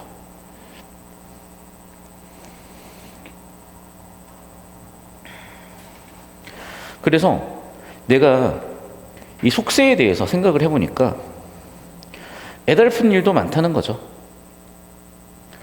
사람이 귀하다고 생각을 했고, 내가 아까 얘기했지. 그 시절에 남성들에게 주어졌던 역할이라든지 삶의 가치관들이 존재한다고. 그래서 내가 평생에 먹은 뜻이 내 한 몸에 부기는 아니래. 그러니까 즉 내가 유교적 가치관에 따라서 열심히 살았다는 거예요. 그런데 시간이 흘러버렸고 내가 뜻을 놓쳐버렸고, 그러다 보니까 어떤 그 시절의 성공이라고 할 수 있는 것들이 부기도 있겠지만은 관료가 되기도 하고 학문적 성취를 이루는 게 될 수도 있는데, 그런 것들을 겨우그로 이뤄내니 종적이 저하고 세로도 기구하여 수년의 낮은 벼슬로 남 따라다니다가 결국에는 하긴 한 거네. 그런데 벼슬이 낮아. 그러다 보니까 내가 뭔가를 이뤘다기보다는 애매해요. 애매해. 그런 자기 상황에 대해서 성찰하고 있는 거죠. 그러니까 내가 뭐 돈을 많이 번 것도 아니고 관료가 돼가지고 막 성공적인 것도 아닌 거야.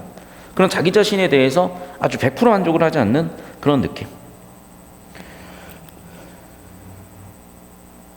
자, 주석 한번 볼게요. 촌지인 뭐 이런 것들. 촌초식, 여민후식, 환정.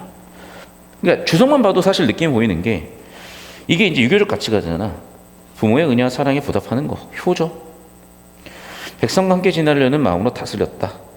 그러니까 임금에 대한, 왕에 대한 감정은 충이지만 이 충을 실현하는 게 관료로서는 애민정신 같은 거겠지.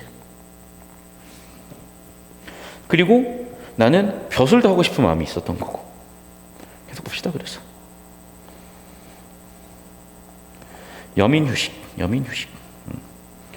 네, 그래서 정치를 잘 하려고 한 거예요. 왜? 관료도 났지만. 이마에 힘 모진 범이 어디서 나타났는고. 가뜩이나 얇은 환정 하루아침에 죄가 돼버렸고.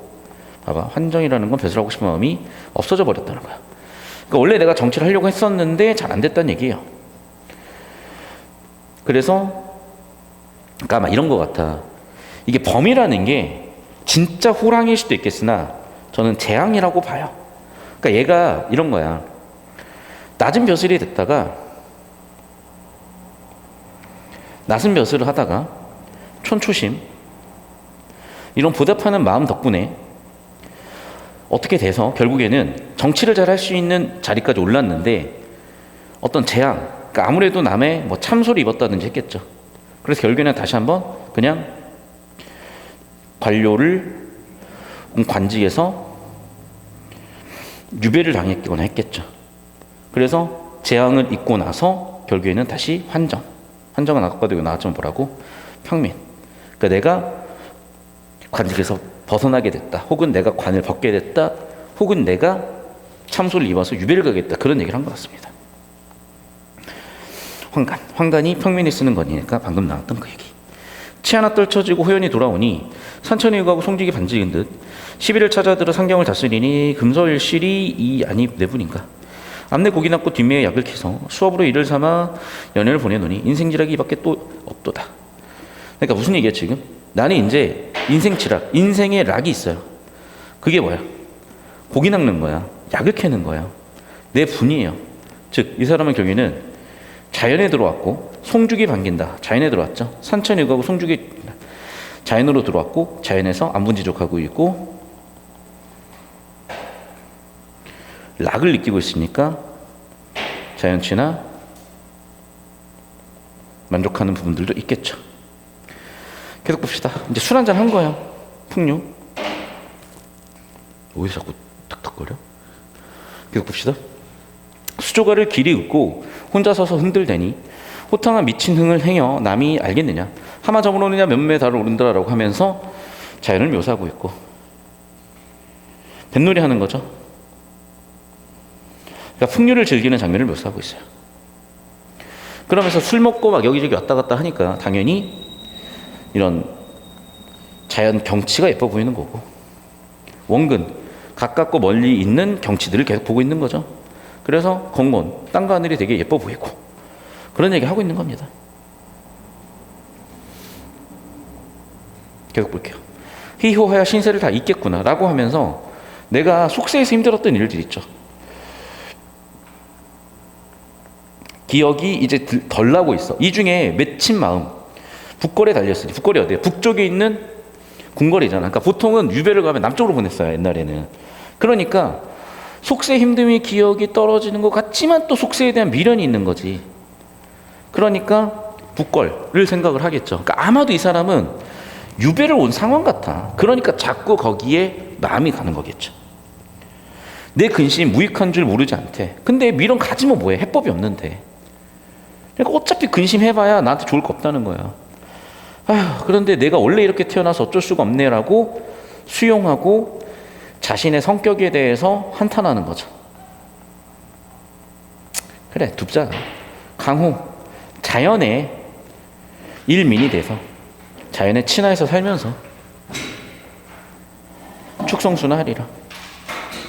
나 여전히 그래도 임금에 대해서 충성하면서 살겠다. 이런 얘기로 마무리가 된 것 같습니다.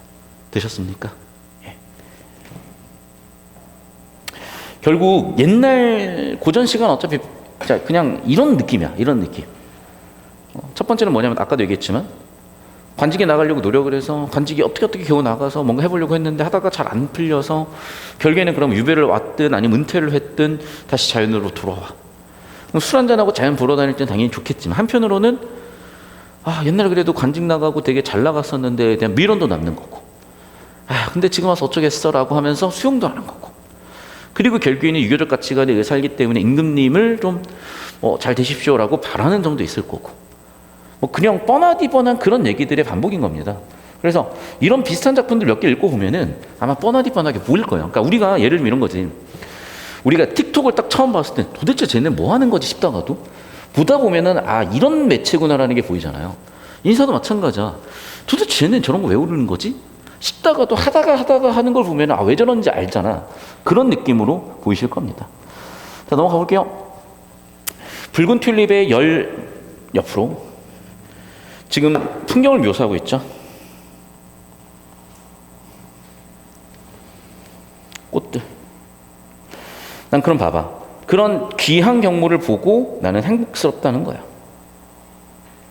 그 한 조각의 밭을 다스려 아름다운 꽃을 보이는 사람은 놀라운 죄인의 장정도 아니라 별 사람 아닌 한 사람 욕심을 넣은 노인이고, 봄에 씨를 뿌려 꽃을 피우고 가을에 뒷거둠을 마치고 다시 갈아엎을 때까지 그 밭을 만지는 사람은 참으로 60옹 단 한 사람일 것인데, 씨를 뿌리기 시작한 날에는 하루도 번개는 날이 없이 아침만 되면 60옹은 보에 쟁개를 쌓아가지고 어디선지 나타나고, 실수 중경십이 제초배토 그때그때 따라 일가에 조금도 소리 없으며 일정한 필요의 가정이 50평 구석구석까지 알뜰히 미쳐 이윽고 제때 아름다운 성과를 맺게 하는데, 온 허리가 휘고 기력이 부실하나 서두는 법 없이 지치는 법 없이 말은 법 없이 뒤처치는, 그러니까 무슨 얘기냐 결국에는 이거야.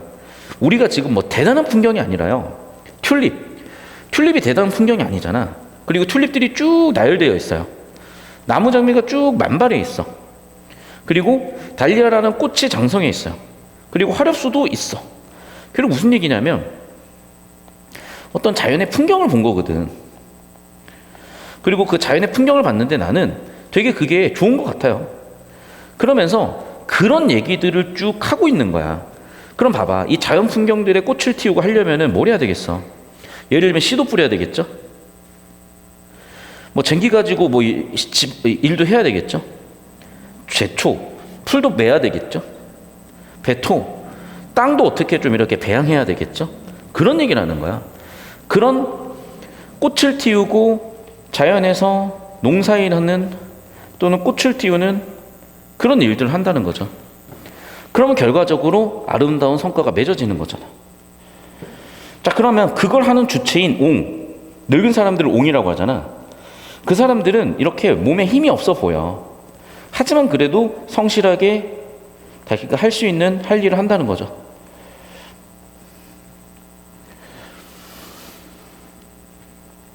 그리고 때때로 그 옹이 보여주는 그 모습은 되게 순박한 모습인 거죠. 왜? 꽃을 틔우고 막 돈 벌고 남 사기치고 이러는 게 아니니까. 그럼 그건 노동이 아니라 뭐라고? 되게 그 사람이 즐거워 보이는 노동이 아니라 이런 것들로 보인다는 거죠. 즐거운 예술이라고 보인다는 거죠. 근로도 있고 예술도 있는 거죠. 생활이 아름다워지는 거고요. 노동이 예술적이 되는 거예요. 노동의 참된 경지라고요. 결국에는 뭐야? 노동이 되게 부정적인 것 같지만 이 사람은 노동이 되게 아름다워진 거죠. 자, 한편 그의 착실한 자태를 바라볼 때 나는 허리군 60억의 여인한 생활의식에 비교 그 사람하고 대조를 해본 거야. 그와 나를. 나는 어때? 되게 부끄러운 거죠. 왜? 내가 요즘 사는 게 너무 힘들어. 하기 싫어. 이렇게 돼버린 거야. 우울해져 버렸어요. 희망도 없어져 버렸어요. 솔직하게 말하면 희망이라는 게 어느 정도 어느 거리의 것인가를 생각할 때 역시 답답한 거 당연하며 뜻없는 명령은 도리어 천치의 소유롭게 생각해요. 같은 세대의 젊은이들에게 그들은 생활의 신조를 어떻게 세웠냐고 묻고 싶은 때조차 있고 빈틈없는 이론으로 든든히 무장을 해본다 하더라도 그러니까 봐봐. 아무리 내가 논리적으로 옳고 그래 봐야 뭐 그게 무슨 의미가 있겠으며 어떻게 옳고 그래 완벽하게 하겠냐고. 결국 무슨 얘기예요? 웃을 수 있는 사람, 우울을 극복할 수 있는 사람은 저런 사람이었다는 거죠. 할 바를 모르는 것이 아니라 길이 없는 것이다. 여기에 좀체 구하는 어려운 점의 근인이 있긴 있는 것이니 그렇다 하더라도 허구한 날 상을 찌푸려면 지낼 수도 없고 노르시니 가까운 손잡이를 잡고 억지로라도 플레토를 정복하고 식물이야 무기력에서 식물 이상의 행으로 가야 될 것이다. 무슨 얘기하면 이런 것 같아요. 내가 지금 어떤 할아버지를 본 거야. 근데 할아버지는 되게 늙었고요. 노쇠했어. 그럼에도 불구하고 농사일이나 그럼에도 불구하고 작물을 키우는 일을 굉장히 열심히 하세요. 근데 이 할아버지 보고 보니까 나랑 대조가 되기 시작을 하는 거지. 그러면서 나에 대한 반성을 하게 되는 거고. 그러면서 나도 열심히 살아야지가 되는 거죠. 그런 얘기를 하는 수필이었습니다. 됐죠? 자, 그럼 다시 정리하면 이거야. 결국에는 수필이라는 거는 뭘 잡아내야 돼? 주제를 잡아내야 되는 거야. 수필의 주제는 보통 깨달음이에요. 그 깨달음의 과정은 어떤 소재를 통해서도 오기도 하고 지금처럼 어떤 인물에서 오기도 하는 거야. 어떤 장면에서 오기도 하는 거야. 자, 그럼 깨달음이기 때문에 그 사람의 생각의 흐름을 잡아줘야 돼. 결국에는 나는 뭐야? 이 할아버지의 이런 모습과 나의 상황을 대조해서 반성하고 열심히 살아야지로 가고 있잖아. 그럼 이걸 잡잖아요. 그럼 거의 다 풀립니다. 문제들은. 되셨죠? 정리하면 고전 시간은 이 느낌으로 오시고요. 어차피 뻔해요. 그 뻔한 내용 불필요도 없이 뭐 읽어보시면 알겠지만 다 나와 있는 것들. 34번 보겠습니다. 서리법이요. 잘 들어. 서리법이라는 건 물어봐야 되는 거잖아. 얘는 그러니까 보통 어미가 결정을 해요. 그러니까 보통 어딜 봐야 되겠어? 문장의 행의 끝을 보면 돼요. 이런 것들. 뭐 이런 것들을 보면 돼요.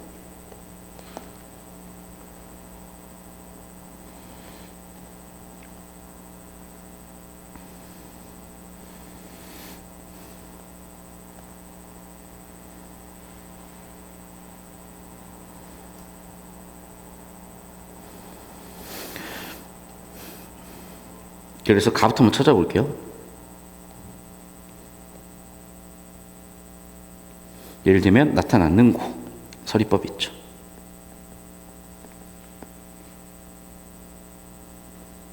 내분인가 이런 것도 서리법 보죠. 여기도 알겠는가 이런 거 서리법 있죠. 나 이런 거는 감정 표출이야. 영탄법. 그러니까 왜 영탄법이 되는 거냐 이것도 잠깐 설명을 할게요. 감정 표출하는 거잖아.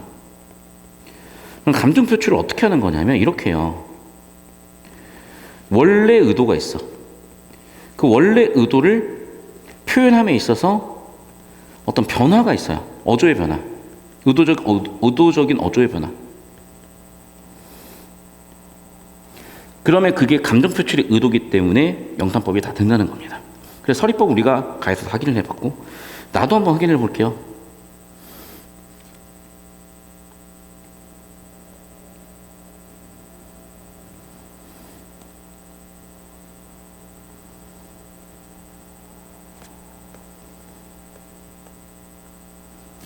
서리법 없어 보이는데?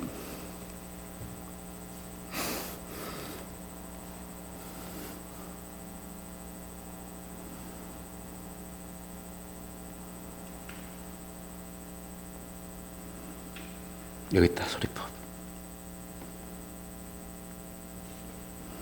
보이죠? 어떻게 가린단 말인가. 이거 개반데? 어쨌든 이게 약간 고1이기 때문에 내신 느낌으로 이런 게 있었던 것 같아. 찾았어야 되는 거고. 그럼 정답 1번 괜찮죠. 자, 구체적인 지명이요. 그러니까 뭐 예를 들면 어떤 뭐 아까도 목포라든지 서울 이런 지명 나왔잖아. 그러면 되는데 우리가 아까 읽었을 때 뭐 강호가 나오고 그랬었지, 북궐이 나왔었지, 구체적으로 무슨 서울이라든지 구체적인 지역 이름은 나오진 않았어요. 잘 들어. 그러니까 지명이라고 하면 예를 들면 서울, 뭐 한양, 목포 이런 게 나와야 돼요. 오케이?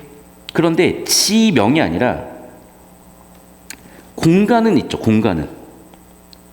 예를 들면 북궐이라든지 강호라든지 이런 거는 공간은 되죠. 어이씨 또 꺼지니. 깜짝이야.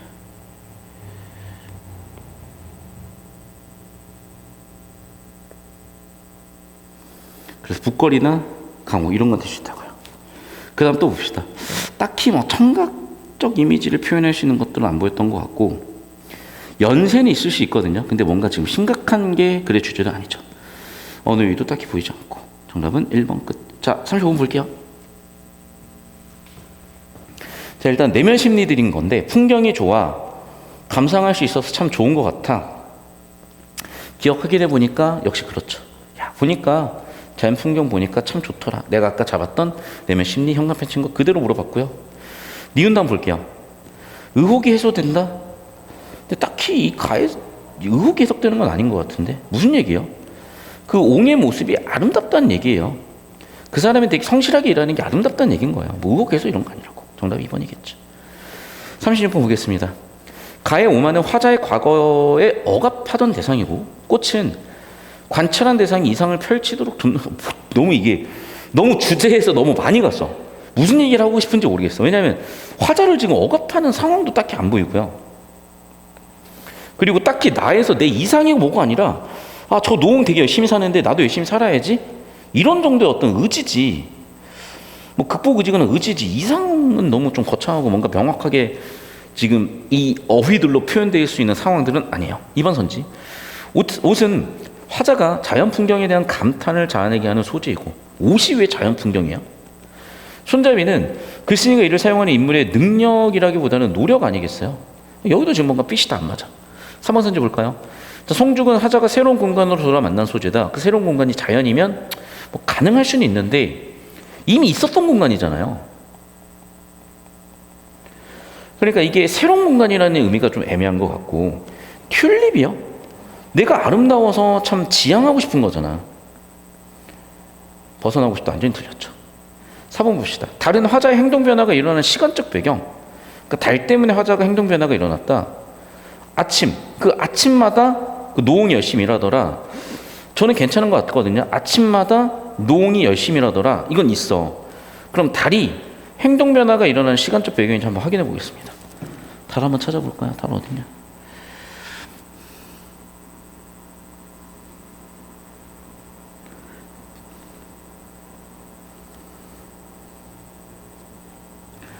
달이 어디 있어?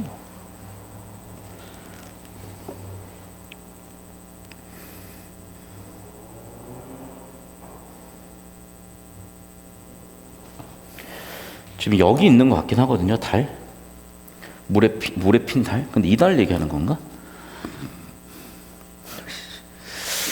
여기 있는 풍월은 바람과 달이라는 자연을 얘기하는 거기 때문에 어떤 여기 지금 36번에 4번에서 얘기하는 행동 변화의 시간적 배경. 그러니까 여기 있는 풍월이라는 거는 달과 바람이라는 자연물인 거예요. 그러니까 내가 자연물로 늙어간다는 얘기인 거지 이게 시간적 배경을 얘기하는 건 아니고요. 달이 그러니까 지금 이 가를 이런 식으로 내면 안 되거든. 근데 이게 좀 내신 냈던 선생님들이 들어오시다 보니까 이런 식으로 냈던 것 같긴 해요. 여기 있다 달. 여기 있네. 봐봐. 자, 내가 술 한잔 하고요. 흥취, 즉 풍류를 즐기고 있는 상황이야. 그러면서 해가 지고 달이 떴어요, 이제. 그럼 달이 떴으니까 이제 뱃놀이 시작을 하는 거죠. 이해됐죠? 그러니까 봐봐. 지금 여기서 달 뜨기 전에는 뭐 하는 거야? 술 한잔 하고 있는 거야. 그러다가 달이 뜨고 나니까 뭐야? 이제 뱃놀이 하는 거잖아. 이해됐어요? 그럼 뭔가 놀고 있는 상태라는 건 똑같지만 어떤 변화가 있는 거긴 하거든요. 근데 나는 이걸 이렇게 내면 좀 아닌 것 같다. 그래서 이 36번은 좀 좋은 문제는 아닌 것 같은 게 왜 그러냐면, 잘 들어. 좀 굳이 이거를 정답을 4번이라고 설계를 할 수도 있긴 있어요. 왜냐하면 달 때문에 내가 술을 마시다가 뱃놀이를 했잖아.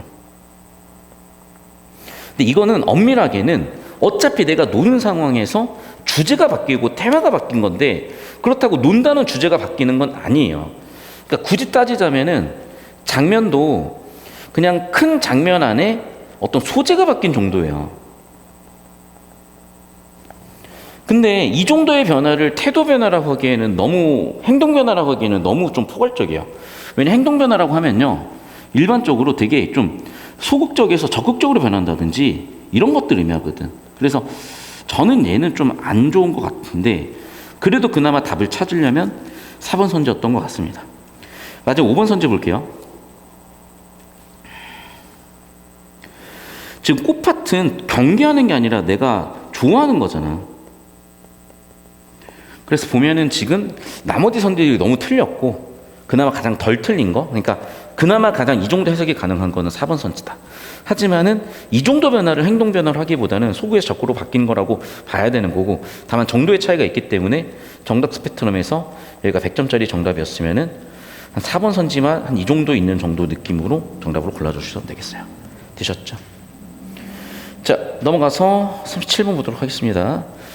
아까 보기 답이었으니까 1번부터 볼게요. 앞내 고기 잡고 뒷매에 약을 캐며 인생지락을 느끼는 것에서 화자가 자연의 삶 속에서 위안을 얻고 있다. 왜? 인생지락. 뭐 편한 거죠. 2번 선지 볼게요. 근로와 예술을 동시에 가진 생활. 아까 노홍이 그랬었죠. 노동에 참된 경제. 아까 노홍이 그랬었죠. 그게 바로 글씨의 깨달은 가치 있는 삶. 그게 바로 글의 주제죠. 오케이. 금서일시를 내분으로 여긴다는 것에서 화자가 속세로 돌아가고 싶은 고민이 있다. 자, 화자가 지금 속세로 가고 싶었나? 이거 한번 확인해 볼게요. 있긴 있었으니까. 발표도 한번 해볼까요? 금서일실이 내 안이 분인가? 금서일실은 뭐라고? 검은과 책이 있는 방이라고 아까 주석에 달려있어요. 그럼 봐봐. 그렇지. 속세로 가는 게 아니라 이것이 내 분이라고 그냥 자연에서 검은고 정도 있으면, 음악이 있으면, 그리고 내가 자연에서 여행 가서 볼 수 있는 책이 있으면 충분하다는 얘기인 거야. 아니, 나 검은 거랑 책 있으면 되지. 부경화 필요 없고 관리직 필요 없어. 그 얘기는 무슨 얘기냐면 3번 선지처럼 속세로 가서 관료가 돼서 뭐 이렇게 살고 싶다는 얘기가 아닌 거지, 사실은. 정답은 3번이겠죠. 되셨죠? 예, 여기까지 하고요. 캡처해서 올려드리겠습니다. 잠시만요.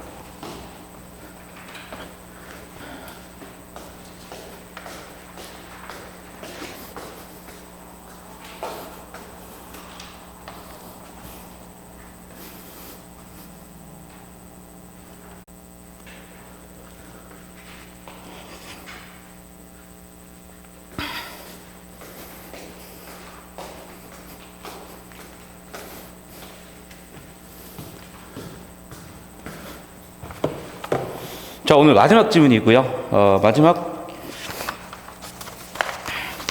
고전 소설 한번 보도록 할게요. 자, 좀 팁을 드릴게요. 우리 고전 소설에 줄거리 있으면 현대 소설도 마찬가지인데, 이 중략 부분 줄거리를 보면 앞뒤 내용이 요약 정리가 될 거 아니야. 볼게요. 누명을 쓰고 유배됐어요. 누명도 썼고 유배도 됐고, 이성이라는 사람이 있었고요. 외적이 쳐들어오는 사건이 있단 본인이 풀려났고, 보나마나 얘가 충신이겠네. 그러니까 당연히 공로를 세웠겠죠. 그리고 문제 해결했겠죠. 뻔하네. 자, 그리고 보기도 한번 볼까요? 화산가복에서 주인공인 혼인을 계모의 갈등이 돼버리고, 이로 인해서 가문 전체에 위협이 돼버리고요. 주인공은 어쨌든 이 위협을 해결을 하는 능력이 있었고요. 한편 이러한 갈등의 해결 과정에서 가족의 인물은 가족의 갈등 유발을 했기 때문에 처벌이 됐고, 가족 내의 인물들은 유교적 윤리를 바탕으로 그래도 사람들이 이렇게 챙겨주나 봐요. 그래서 그 시절에 사회적 가치관에 들어와 있다 이런 얘기를 했거든. 그러니까 지금 제가 정보를 5개로 정리를 해놨으니까 다시 한번 정리하면은, 일단 주인공이 핵심 사건은 뭐냐, 결혼하는 과정에서 계모의 갈등이 있고 그러다 보니까 가문 전체가 위협이 돼버렸고, 하지만 주인공은 결국 해결을 했고, 자 그럼 그 과정에서 가족이 아닌 애들은 엄벌을 하고 가족인 사람들은 포용을 해서 어떤 가족의 가치관을 중시하는, 그게 바로 사대부, 즉 조선 유교적인 가치관이었다는 거고, 핵심 서사까지 여기 나와 있죠. 그래서 여러분이 뭐 시간이 없거나 뭔가 좀 부담스러울 때는 이렇게 중략 줄거리 보기 활용하고 하시는 거 되게 좋아요. 자, 초반부 인사배 세팅하고 가라고요. 자, 계모인 장씨는 아까 벌써 나온 얘기죠. 이성이라는 주인공, 왕실 한 사람이 되어 건세가 값없지 않음을 알고 늘상 해랑과 신검업사에게 의논했는데, 그러던 차에 이성과 하양공은 화목하지 않음을 알아챈 해랑이 말했어요. 이성과 하양공과 화목하지 않아. 나는 사건이 촉발됐죠. 두 번 따지 오죽 뜻을 잃고 헤헤헤 라는 거 보니까 벌써 얘는 비굴하죠. 나쁜 놈이죠. 그래서 꾀를 생각해 보라고 얘네들이 벌써 지금 못된 짓을 하려고 하는 거죠. 음모를 꾸미려고. 결국엔 정리하면 여기서 아까 보기에서 얘기했었던 어떤 혼인가에 있었던 상황에서 계모장 씨와 이성의 사건 갈등이 아마 이런 식으로 나타났나 봐요. 됐죠? 그리고 어쨌든 계모지만은 어머니는 어머니니까 아마 장 씨는 용서를 받을 것 같고, 해랑이나 성강급사 같은 인간들이 여기서 못된 짓을 했으니까 얘네는 아마 죄를 주지 않을까. 해랑이 신강급사를 돌아보면서 얘기했습니다. 부인이 이처럼 약하시니 어떻게 손을 이루겠습니까? 아유, 때가 좋습니다. 걱정하지 마십시오 하고 얘네가 계속 옆에서 부추기죠. 한편 부모 정상궁은 이성이 화양공주를 박대하자 막 열받아가지고 얘기를 하는 거예요. 아니 귀한 딸이라고 너 어떻게 그렇게 할 수가 있냐, 됐습니까? 라고 얘기하니까 화양이 볼을 붉히 말했어요. 아니 그래도 서방님 이렇게 했으니까 저 화양 같은 게 어떻게 하는 거야? 그러니까 오히려 이성을 보호해 주죠.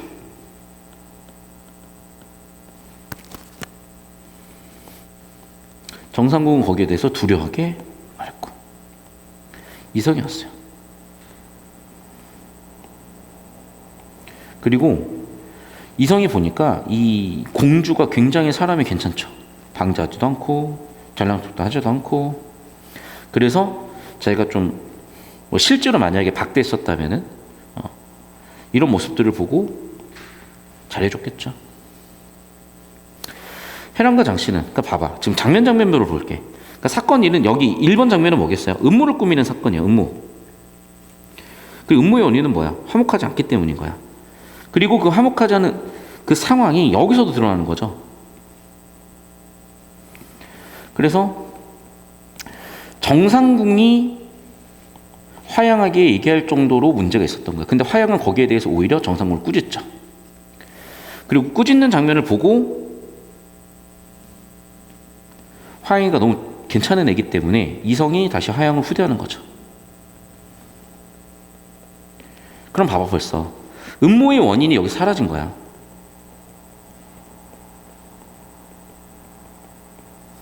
왜냐하면 그렇죠, 공주를 박대하면 당연히 문제가 생길 수 있는데 박대하지 않고 있으니까 계속해서 얘네는 음모를 꾸미고 있는 거죠. 신강법사에게는 이렇게 저렇게 해야 돼, 비밀이 탄로나지 않게 하라고 했었고, 해랑의 가르침을 들은 신강법사는 계용단으로 가가지고 이성의 모습을 한 채, 그러니까 얘는 지금 이렇게 뭐라 그럴까, 이거 변신해가지고 이제 못되게 굴려고 하는 거죠. 그래서 보니까 비껴들고 도망갔고 시신이 있고, 보니까 결국 이 여순만 보면 누가 관측을 했다면 이성이 자기 아내를 죽인 것 같은 상황이 돼버렸죠. 그래서 이영준 이성을 불렀고, 명월루, 아마 명월루는 화양이 있던 곳인가 보죠.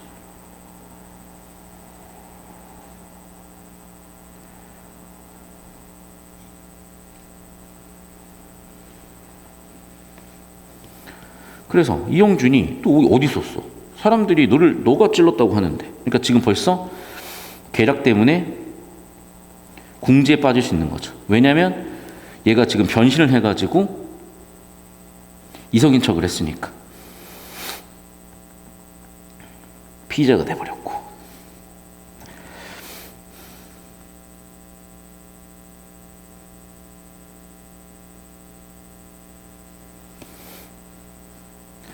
여기는 작가 개입 같기도 해요.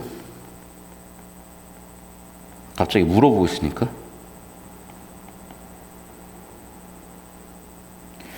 근데 자세히 보니까 생기가 있어요. 그래서 잠깐만 살려야 되겠다. 살렸죠. 그래가지고 신기한 능력 때문에 결국 살아났죠.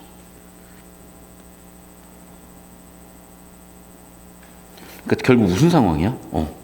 극단적인 위기 상황이었던 거야. 왜? 지금 이성이 자신의 부인을 죽인 피의자로 물릴 수 있는 상황에서 이 위기 상황이 해결되고 가고 있는 과정인 건데, 왜냐하면 칩을 찔러가지고 이제 살아야겠잖아요. 그리고 보면 알겠지만 얘네들이 전부 다 이렇게 증언을 하고 있어요. 그럼 당연히 이성은 누명을 칠 수밖에 없는 상황.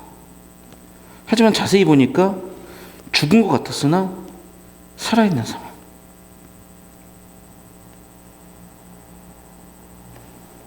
그리고 봐봐. 지금 보면은 이영준이 이성에게 들어가라고 했죠. 그러면 화양을 누가 보고 있는 거야? 이성이 보고 있는 거야, 이성이. 그럼 여기부터 주체는 전부 다 하양이죠. 그러니까 이성의 침법이 원래 신이 있기 때문에 이성이 능력이 좋은 거죠. 그러니까 살려낼 수 있었겠죠. 봅시다. 살았네요. 그래서 그래도 어쨌든지 간에 이성이 찌른 걸로 사람들은 알 거 아니야. 맞죠? 이성이 살리긴 했어도 누가 거기서 해했는데 그게 이성이었다고 사람들이 알고 있을 거 아니냐고. 왜냐하면 이성의 가면을 쓰고 이성으로 둔갑한 부사가 들어와가지고 찔러버렸으니까 어쨌든 이 화양공주를 해한 거는 이성인 거지. 죽진 않았어라도. 그러니까 누명을 쓸 수밖에 없는 거고 유배된 건데, 능력이 있다 보니까 풀려나서 활약하고 결국에는 누명을 벗었나 봐요. 됐죠, 여기까지? 그럼 여긴 3번 장면은 뭐냐면 음모 오민이 소멸됐음에도 불구하고 결국에는 음모를 당한 거죠. 누명을 쓴 거죠. 그리고 중략에서 누명이 해결이 됐고.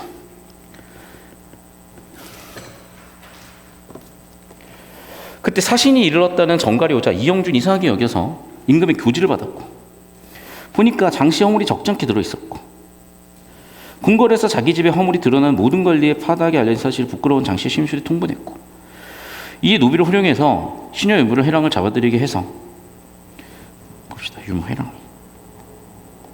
그러니까 결국에는 뭐야? 그러니까 이영준은 아빠거나 그런 것 같아. 보니까 이성 아빠거나 같은 이씨니까. 어쨌든 그래서 이영준이 이 문제를 해결하고 있는 거죠.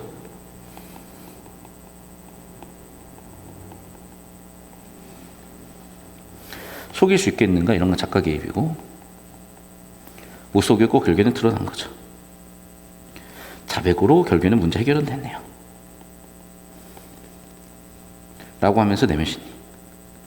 근데 이런 얘기를 하고 이런 판단할 수 있는 건 아마도 이영준이 이성의 아버지 같아요. 그래서 결국에는 가문 외의 인간들은 죽였어요.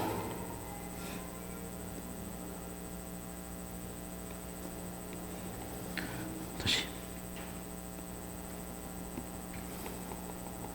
가문 외의 인간들은 죽였고요. 가문 내의 장씨는 그래도 감옥에 가뒀어요. 그래서 장씨는 그래도 부끄러워하긴 하는데, 이게 뭐 자기가 부끄러워해서 완전히 개가천선했는지는 아직 모르겠습니다. 한편 11살인 이무라는 또 애가 있었는데, 이런 어른처럼 노련한 성격이 있었고 걱정했고, 그리고 이성한테는 계모인 거지만 자기한테는 어머니인 거죠. 되게 창피하고요. 그래서 보살필 사람이 없으니까 되게 성격이 좋은 친구군요, 이 친구는. 자기 책임도 알고. 그래서 아버지라고 나와 있죠. 아, 그렇구나. 정리하면 이거죠. 자, 아마도 이영준 아버지와 이름은 안 나왔지만 여기서 이성이 나왔을 거고, 어머니가 이제 죽고 난 뒤에 또 다른 부인이 생기셨겠죠. 그게 아마 장 씨일 거고. 근데 장 씨는 당연히 괜히 막 이렇게 있으면은 못 살게 굴고 싶을 거 아니야. 그래서 장 씨가 외분과 결탁해가지고 누명을 씌운 거죠. 그 누명 씌운 사건에 대해서 이영준은 전부 다 알게 됐고, 그 알게 된 후에 당연히 장 씨한테는 죄를 내리고, 장 씨의 조력자들은 거의 사형 수준으로 해버렸고, 그리고 이 사이에서 장 씨, 다시 이영준과 장 씨 사이에서 아들이 한 명 낳고, 그게 누구였냐면 이모. 근데 얘는 워낙 얘가 괜찮은 애였어요. 어른스러워. 그래서 얘 덕분에 또 어머니가 용서를 받았죠. 소자들은 죄인이에요. 아버님께서는 어머니 죄를 하지 마시고 제가 대신 죄를 받겠습니다라고 했더니, 그래, 내가 너를 봐서 살려줄게가 됐네요. 해피엔딩으로 끝났습니다. 이 정도? 그러니까 이게 고전소설이다 보니까 이런 사건들이 쭉 나열이 되는 그런 느낌이었고, 중략줄거리를 읽거나 아니면 보기를 봄으로써 여러분은 좀 도움을 받을 수 있었겠습니다. 이미 같이 정리했으니까, 작품 수리는 알고 있으니까 여러분 내신 실전에서 시간을 많이 단축시킬 수 있을 겁니다. 자, 40번 문제부터 바로바로 풀어볼게요. 1번, 이영준은 화양의 상태를 확인하고 이성을 의심했다. 아니죠. 왜냐하면 어쨌든 자기 뭐라 그럴까, 이성의 아버지고 며느리죠. 며느리지만 왕족이잖아. 그렇기 때문에 직접 볼 수는 없어요. 이성한테 가서 보라 그랬지. 2번, 장 씨는 자신의 잘못이 드러나서 끝까지 결백을 주장했다. 그게 아니라 뭐 부끄러워 그러지 않나? 그리고 자백하지 않았나?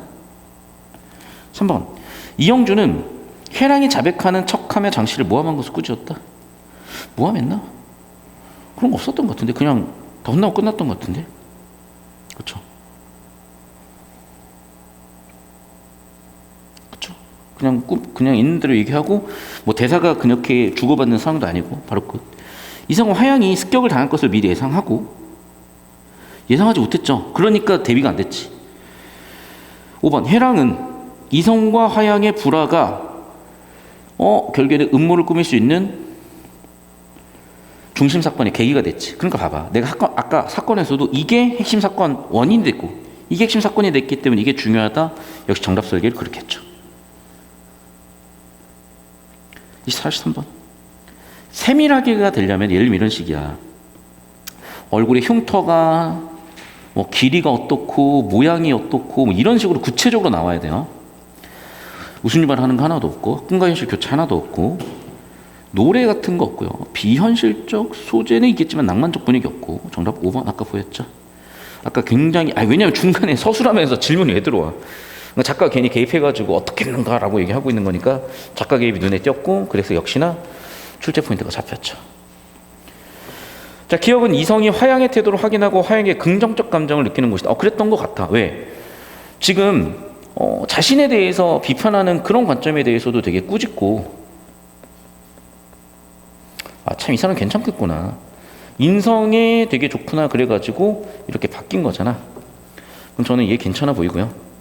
2번 선지, 신광법사 해랑의 지시. 신광법사가 뭐라 그러나 둔갑하는 곳이니까 괜찮아 보이고요.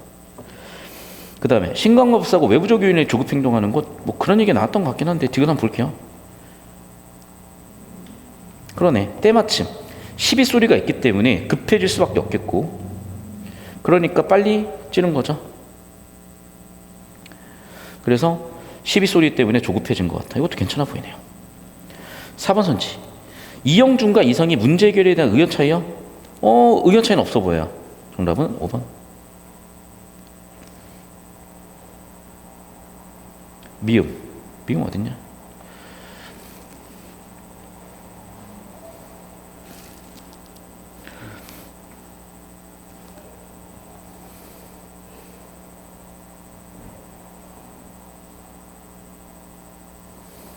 맞죠.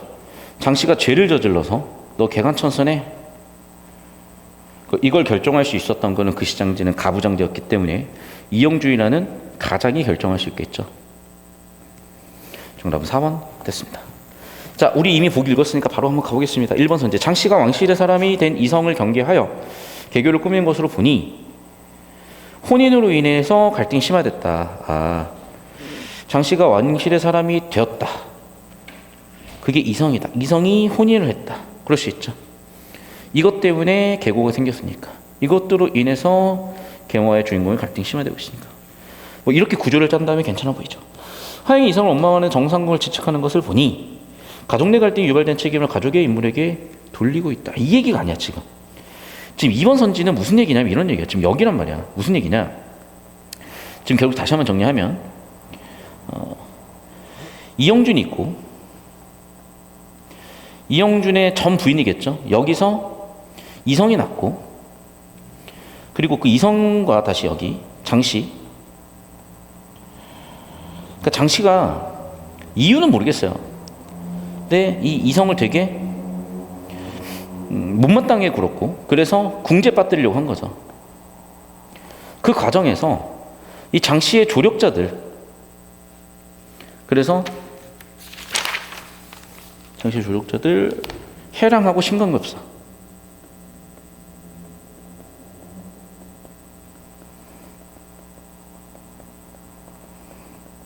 결국 정리하면 뭐냐면 여기는 그래도 집안 사람이거든요. 여기가 집 외 사람이고 여기는 집 안 사람이잖아. 그러니까 이 사람들은 그래도 결국 용서를 받고요. 이 사람들은 처단을 받잖아. 이 얘기를 하고 싶은 거야 사실은. 이번 선지에서 하는 얘기는.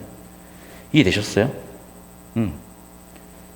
그러니까 글의 주제 구조와 밀접하게 관련시켜 보면은 여기는 이 얘기를 하고 있는 거니까 정답이 2번으로 글에 설계가 된 거예요. 근데 여러분이 단순히 이거를 내용일치로 해설을 해버리면 선생님 화양과 이성 집안 인물이고 정상궁은 집안 인물 아니니까 화양이 정상궁을 지책하는 것은 가족 외한테 얘기를 하는 거 아닌가요? 맞는데 잘 들어. 가족 내 갈등이 유발된 책임. 잘 봐요.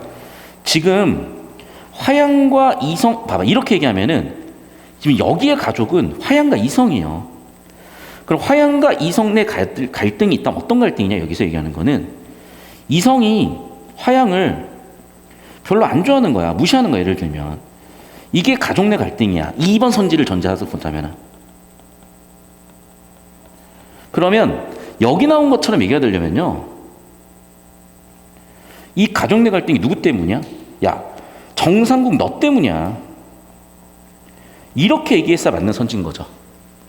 그러니까 다시 한번 얘기하지만 내용일치로 보면은 맞아 보일 수도 있어요. 근데 내용일치로 낸 게 아니라고. 그래서 결국에는 구조 처리까지 끝나야 정보가 완결성 있게 처리가 된 거고 구조 처리까지 끝냈더니 여기서 얘기하는 거는 오히려 화양과 이성의 갈등, 즉 이성이 화양을 무시하는 것에 대해서 그거는 정상국 너 때문이라고 얘기했다면 맞겠죠 이게. 근데 그게 아니잖아요 지금. 그러니까 여기서 얘기하는 가족의 인물에게 사건의 책임을 돌리고 있다. 이거는 뭐냐면 사실은 장씨가 어떻게 보면은 결정권자였는데 장씨는 내버려 두고 얘네들만 지금 벌을 줬잖아. 이 얘기를 하는 거라고 봐야지. 그래서 정답은 2번이었구나 라는 게 보였을 겁니다. 자 여기까지 해가지고 지금 우리 수능 치러지고 나서 약 일주일 뒤에 치러진 고1, 2 시험 대부분의 해설이 끝났습니다. 분명히 여러분 한 70% 이상의 학생들이 수시 위주로 대학을 준비를 하고 있을 거고 여러분이 수시 체제를 못 맞춰서 정시 비율이 2월이 돼서 30% 40% 늘더라도 수능을 대비한 상태에서 정시를 넣는 게 아니라 수시가 떨어진 상태에서 어쩔 수 없이 정시를 넣는 경우들이 많아요. 근데 여러분 이런 느낌으로 잡아주시면 내신과 수능이 동시에 대비가 잘 될 수 있기 때문에 이 시기에 특히 이렇게 내신 대비 과정이지만 학교 내신 시험 범위로 모의고사 시험 범위가 나왔을 때 수능 느낌 확실히 좀 잡아보셨으면 좋겠고 동시에 이 느낌을 잘 잡아두시면 내신 공부하는데도 훨씬 더 효율성이 많이 붙을 거예요. 자 오늘 수업 여기까지 하겠습니다. 수고하셨고요. 네, 고생하셨습니다. 자 그리고 공지했던 대로 우리